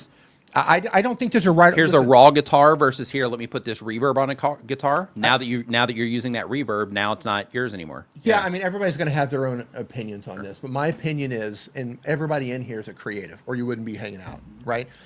And some people are for AI, some people are against AI, whatever. That doesn't matter. But I see it as it's a tool that allows me to be more expressive. I don't use it in YouTube as much, maybe as I should, but I have a TikTok channel that you know of. I built a large TikTok channel, 100% AI, AI storytelling, AI voices, AI imagery, AI videos, but all of it came from me. Like the ideas of the stories, the editing of the stories, the concepts, the quality control of what something looks like. So you can use it to your advantage or not. But that's why you get like millions of views on those, though. Yeah, I get millions of views on those videos. But it's a creative tool. And as creators, we get to choose the tools that we use to create. And we get to choose where we use them. Yep. Maybe it's not appropriate for this particular project on YouTube, but maybe there's another project where it makes total sense.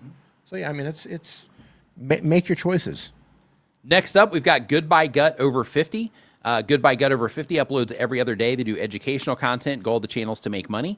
And the question is thumbnail review. Okay. Yeah, this is great. The Blair Witch Project is a case study on what not to do, but crushed it. Yeah. Yeah, that was crazy when that came out. It was. Yeah. I've still never seen that. Really? Nope, to this date, never seen it. Wow. Wow. Never cared. Yeah, like there's a ton of hype around it, but I just never I just didn't care. Yeah, it looked like some kid shot it on I saw a VHS camera. Yeah, they did actually do that. Is that what it was shot on? Yeah, I mean, I don't know if it was a VHS camera, but I mean, it was like some. That's it was basically like an amateur film. Yeah. Storytelling, man. Right. All roads lead to storytelling. So let's take a look and see what you're doing here. So let me refresh the question. And I bet because we kind of went off thing there. Okay, thumbnails. I bet if we dig hard enough, the first story was told in Scranton.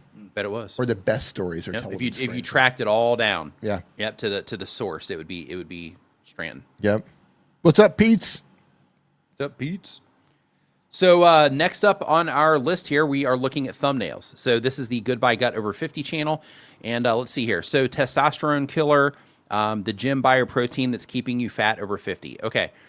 So a couple of things is one, the testosterone killer definitely grabs attention, but the whole thing, it's just kind of, I don't know, like some people are going to click on this, but I think you're not representing the content well with these thumbnails. Keep in mind that when it comes to thumbnails, they create an expectation of what your content might be like.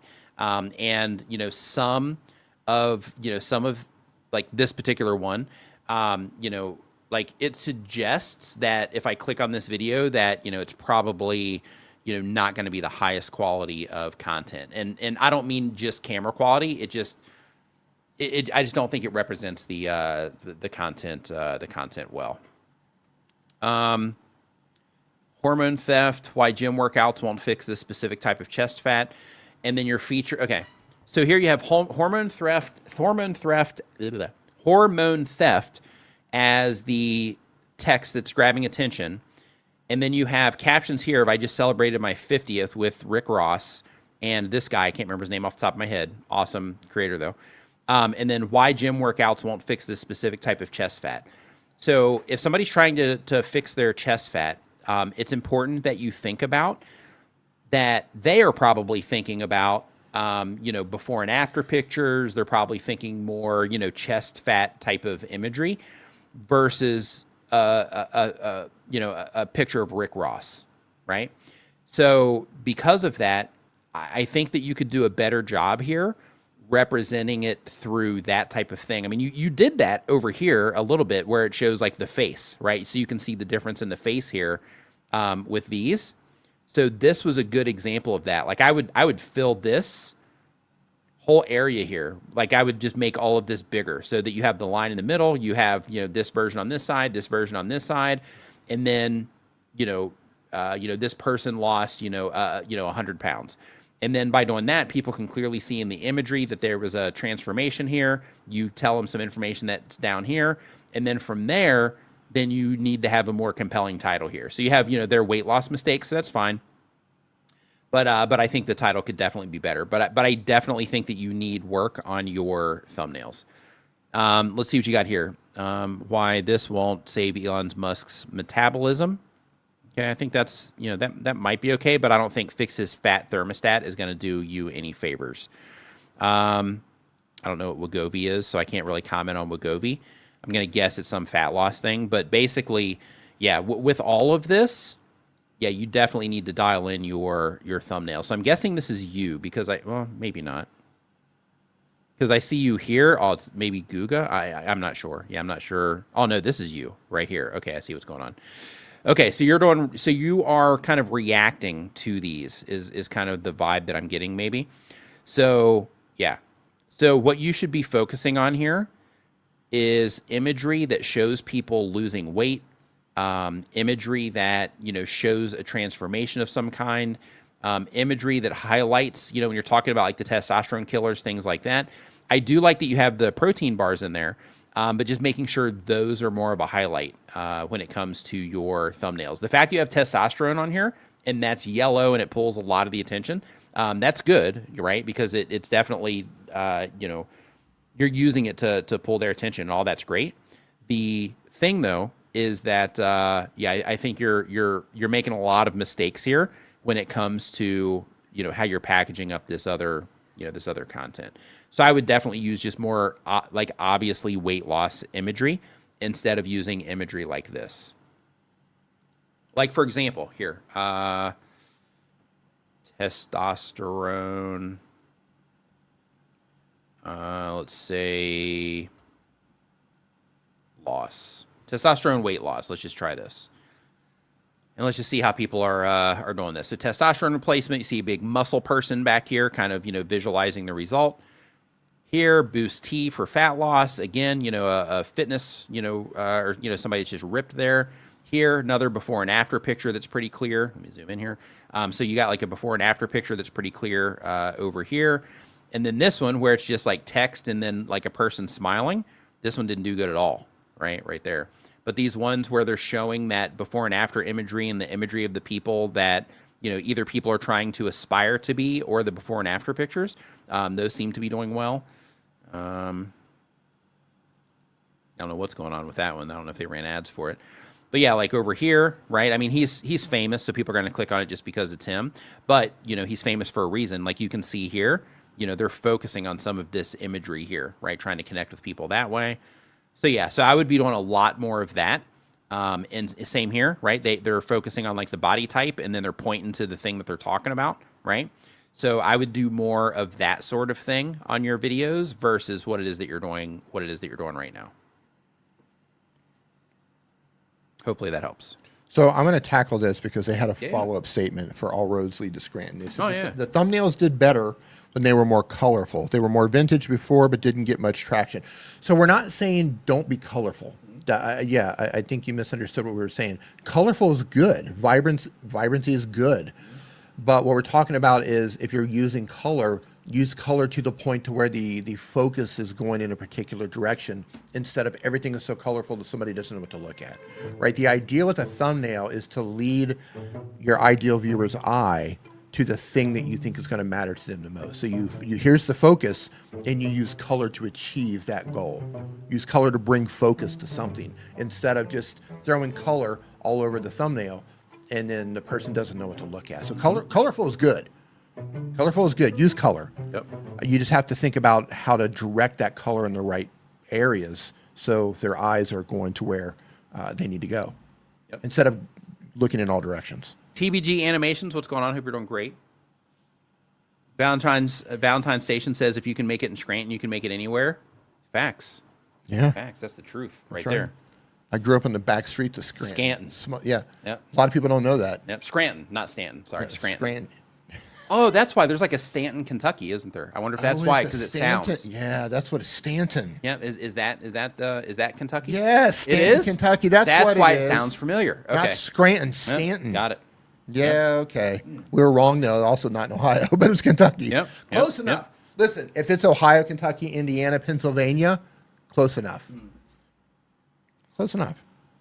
So next up, we got Fast Lizard Drenching is the name of the channel. They do bi-weekly content, but on YouTube for 1 year or more. They do car repair, mainly Volvo car repair. That's good. The goal of the channel is to teach others. And the question is, I need to be pointed in the right direction and where I can get artwork for my channel thumbnail. So let me see specifically what it is that you are doing here, since you're doing repair content. And then let's see if we can find. I mean, if you're doing repair content, like, do you have? Yeah, I think your thumbnails are okay. Let's see. Yeah, so basically you're showing the thing, right? Close call with timing belt, plus channel update. So thumbnails aren't the problem. Topics are the problem, at least for this video. I'm not talking about this one. So close call with timing belt plus channel update. Don't worry about channel updates right now. Just focus on making every single video a great video for somebody that's trying to fix problems in their Volvo. Another thing is here you have I finally fixed it, 2013 Volvo, S60 TS. So when you're using images like this, you don't need to get images offline anywhere. Instead, while you're fixing these cars, you should take a bunch of pictures of the car. And if you are trying to capture people that have Volvos and you want them to be able to instantly identify that this is a Volvo, show the front of the car. Like in this one, I fixed it, 2013 Volvo. This should be a front shot of this Volvo right here. Then that way they see, it's just obvious, right? So here's the front shot. You can see the logo, right there, and then they know it's the Volvo. Oh, this is Fast Lizard. This one? Oh, we're going to spend extra time on this one. This one, I think, is okay because it's showing the caliper here. So if it's showing that caliper, then, people that are, into fixing cars, like that's going to stand out to them. They're going to be able to identify it. They're going to come down here. And they're going to be like 2313 Volvo, S60, right? Now, there's a couple things I want you to think about. With this type of channel, one thing that's really important to consider is that when you publish the video, this type of video isn't going to be the best for, like, it shows up on a homepage and people are like, oh, I got to check this out, right? Like, that's not the best for that. So because of that, unless you're doing something that's generally broad, like, something about, checking your brakes. That would apply to, a large amount of car owners that are DIYers. Then in that case, it's more of a broad topic. But since you are going after Volvo people specifically, and it seems like with this model of Volvo, then in that case, I would go after search with this one, and I would see everything that people are looking for in search around fixing this model of Volvo. And I would make all of your video titles around how to fix this part of the car. And then if you are going to do something broad, you can do that. But for now, I would try to make these where you are helping people fix that part of the car, because what's happening is people that have this car, they are hopping into YouTube search and Google search, and they are looking for solutions. They're trying to figure out how to fix it. So you can show up for that solution as long as people respond to your videos as good as or better than the other videos that are available for this. But that can help you show up on YouTube and can help you show up on Google when people are searching for those problems. So I would definitely make sure that you are, if not all the content, I would at least make sure that you're taking that approach with some of the content. Here's what I'd like you to do. I want you to... Oh, you want artwork for the channel icon. Yeah, for this, you can just use any AI tool. So you can use like, does the free version of ChatGPT do images? Do you know? The free version, probably. Yes. I don't know for sure, but probably. Yeah, so like ChatGPT or, I guess I would just go to ChatGPT. I mean, you go to pexels.com. Yeah, they probably have a car thing. Yeah. But even with that, like if you're focused on this Volvo, right? I would just take a photo of the front of the car where it's like the Volvo logo. I would just go and take a really cool looking picture of that and then use that as your profile photo. And then you don't have to worry about getting anything offline. Regarding your thumbnail pictures, go on YouTube and just search for how to photograph a car. How to photograph a car, how to frame a shot, how to frame car photography. Thanks, Ed. And you can still use your phone for that to take the pictures. But just learning how to frame a shot so that a photo feels balanced and the angles feel intentional. Your photos aren't bad, but I think they could be framed up just a little bit more. Let's just see what kind of pops up here. So people are making shorts for these. So that's like a serious threat when it comes to your videos, because depending on how long they are, people might come into these now instead of watching the longer videos if the solutions are as good. Let's see what people are doing here. Yes, they're just focusing on the text there, the imagery of the mechanic in there, focusing on the brakes, focusing on the brakes. More shorts. Look at all of this. Wow. God, that makes me want to throw up. Hate it. All the shorts being recommended? Yeah. Yeah, man. Yeah, like I know from as a viewer, I love it, but as a creator, I absolutely hate this right here. Yeah. And the fact that we had, this row, and then we have 3 videos, and then we go back into shorts for all this. Yeah, I hate it. Like, I get it, right? Because viewers are preferring that, but man, I hate it. Absolutely hate it. Well, I mean, they're preferring it because they're shoving it in their face. Well, yeah, there's that too. Yeah. But I mean, I do that too, though. Like if I'm searching for something on YouTube and I see the shorts here, I'm like, okay, is there, does any of this look like it might give me the information that I need, because I can get it here faster than I can probably get through an intro here. Yeah. Right. So I like I said, from the viewer side, I get it 100%. But from as a creator, it's a race to the bottom. Yeah, total race to the bottom. Yeah. But YouTube wins here. Yeah. Right. Creators don't. YouTube wins for this part. So let's hear. So next up on our list, we've got Too Good Tech. Too Good Tech uploads 1 time per week or more. They've been on YouTube for less than 6 months. They do tech content. Goal of the channel is to connect with others who like what they like. And the question is, overall packaging and feedback is the goal. And they said hook advice, but we don't watch videos during the stream for copyright reasons. But I will check out your thumbnails.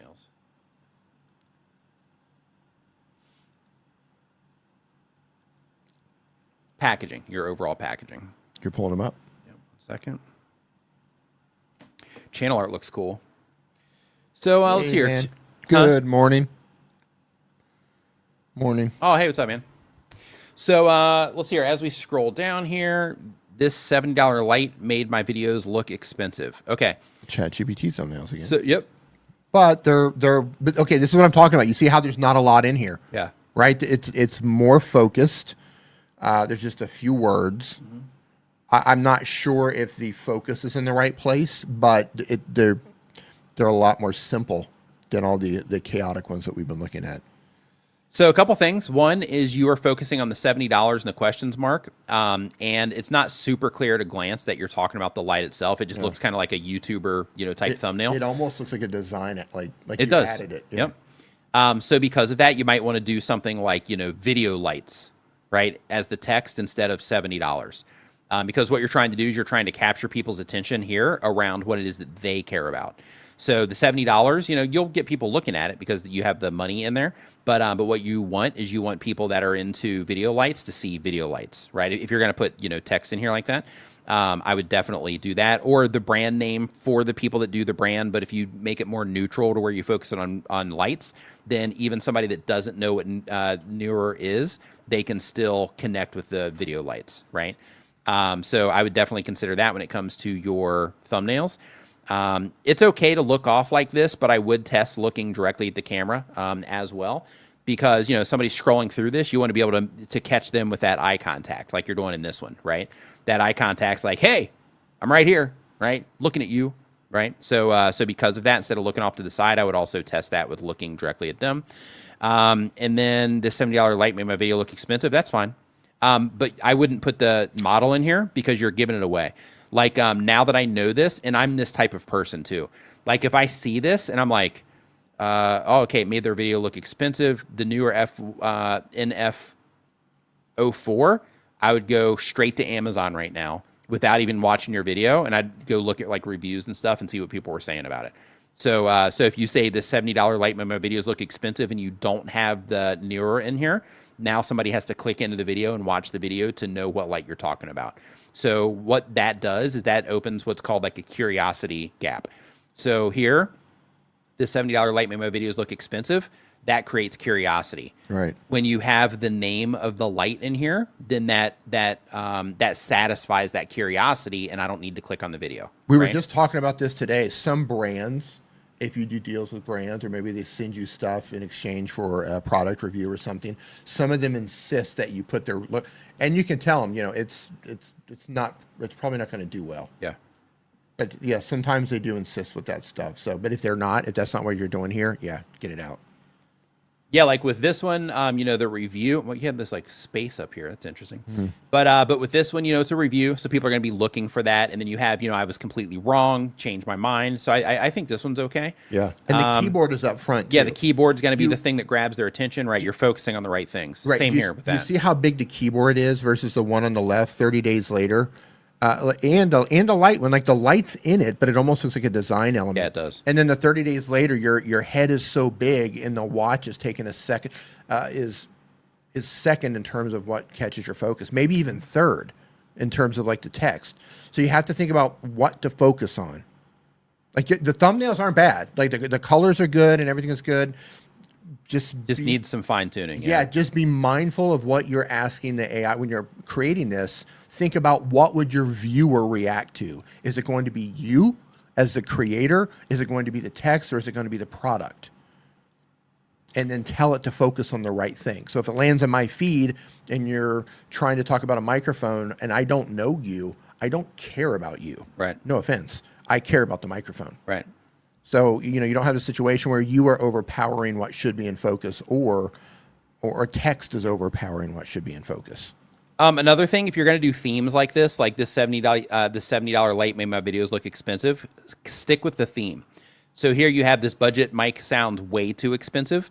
Keep it exact when you're doing the theme. So basically, this budget mic, makes my videos sound expensive, right? Like that is the type of thing you want to do when you're doing themes. So then you're just replacing what's up here, but then that tail ends up being the same. But one of the things that you're dealing with here is the same thing that you're dealing with here, where it's like, oh, what is this mic, right? With this one, you can at least see some of the mic. So if you're familiar with that mic, you might know. But I'm very familiar with a lot of different microphones, and I have no idea what this is. So because of that, I would also take the name off of this. If you're targeting, search, and you're trying to get your videos to show up there and things like that, that's where, having the names in there and all that, matters. But if you're trying to, scrape attention off of YouTube's homepage and suggested videos, then in that case, make sure that you are you know, that you're not giving away everything to where somebody doesn't even have to click into the video. Like where somebody like me would just go and look at reviews on this to be like, oh, I wonder what this mic is. And then I would just leave YouTube and go find, you know, whatever that thing is.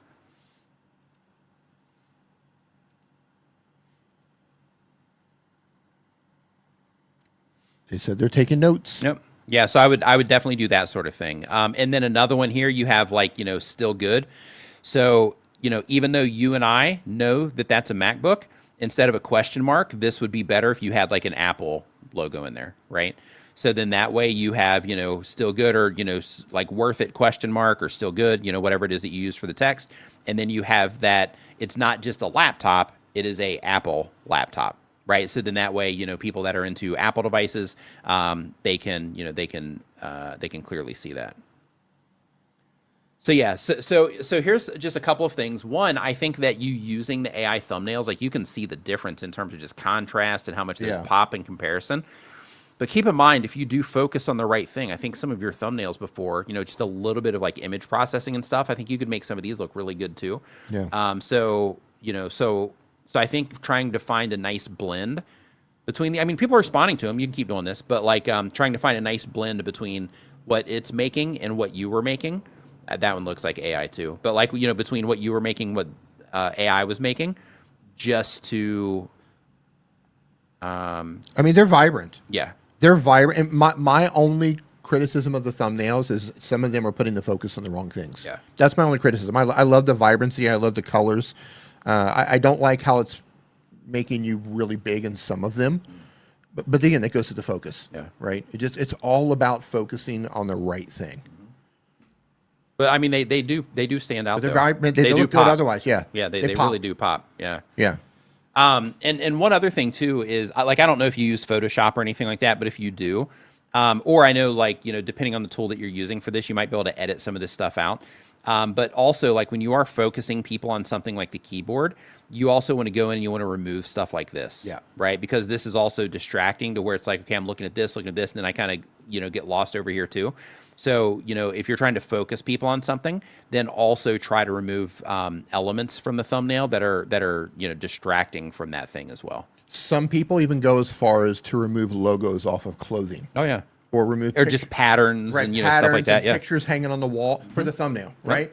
Lights hanging, anything that can distract the viewer, right? You want the focus of the viewer to look at the thing that matters most. That's going to get their attention, the thing that they care about. Yeah, that's the focus. Anything else that's not that could be distracting. Yeah. So people will go in and like Photoshop that out. When you are making these in AI, part of your prompt is do not add, and you could add negative prompts. Tell it not to add all of these things. Do not add this, hanging lights, additional background items, or no additional text, or whatever. You can tell it what not to add as well. Yeah, I'm just seeing if you're like selling stuff or like what you're doing here. Yeah, not good. You're prioritizing your stuff up here over the stamps. That's good. Yeah, Ryan Malcolm says blurring the background is a quick fix and it adds depth. Yeah, 100%. You can good call. It as part of your prompt to tell it to shoot. You want it shot on a specific camera with an f-stop of what, 2 or whatever, or with a lower f-stop, which means it's going to give you that blurry background. So you can look up different types of f-stops in terms of how blurry you want your background and how on focus you want your background, and it will do all of that. You can completely prompt every aspect of your thumbnail. So another thing, hold on, let me see something real quick. Okay, you are good. Love seeing that. Yeah, I was gonna mention the microphone reviews. Yeah, so if these are like budget microphone reviews, I would also get specific here in your playlist too, just as a quick heads up there. But yeah, because of the mic stuff, I was looking to see if you had playlists here for that. And let me check something here real quick. Yeah, good. Yeah. So another thing too, just as a heads up for you, and this is a little side tip for everybody, is if you want to get the most out of your in-screen traffic, link to playlists here instead of just single videos. And the reason for that is because when you're linking to playlist, you also get some screen real estate over here. I mean, depending on the device. So if you're, watching on a computer, you get more screen real estate over here. If you're watching on a mobile device, you get more, real estate down here with your content. And if you're watching on a TV, I think it's down here also. So when you're linking just to a video, then in that case, if I click on this video, then that's what it shows me. And then you're reliant more on YouTube's recommendation. But if you link people into playlists here, then we can just see it by clicking into one of your playlists. So if you link into playlists, then you get this experience here. Let me close my dashboard. Then you get this experience here to where you're featuring some more of your content here, right? So then that way, when somebody's watching this, your content is front and center up here instead of it, or down here, depending on the device, instead of it being prioritized by this stuff over here that can pull people away from you.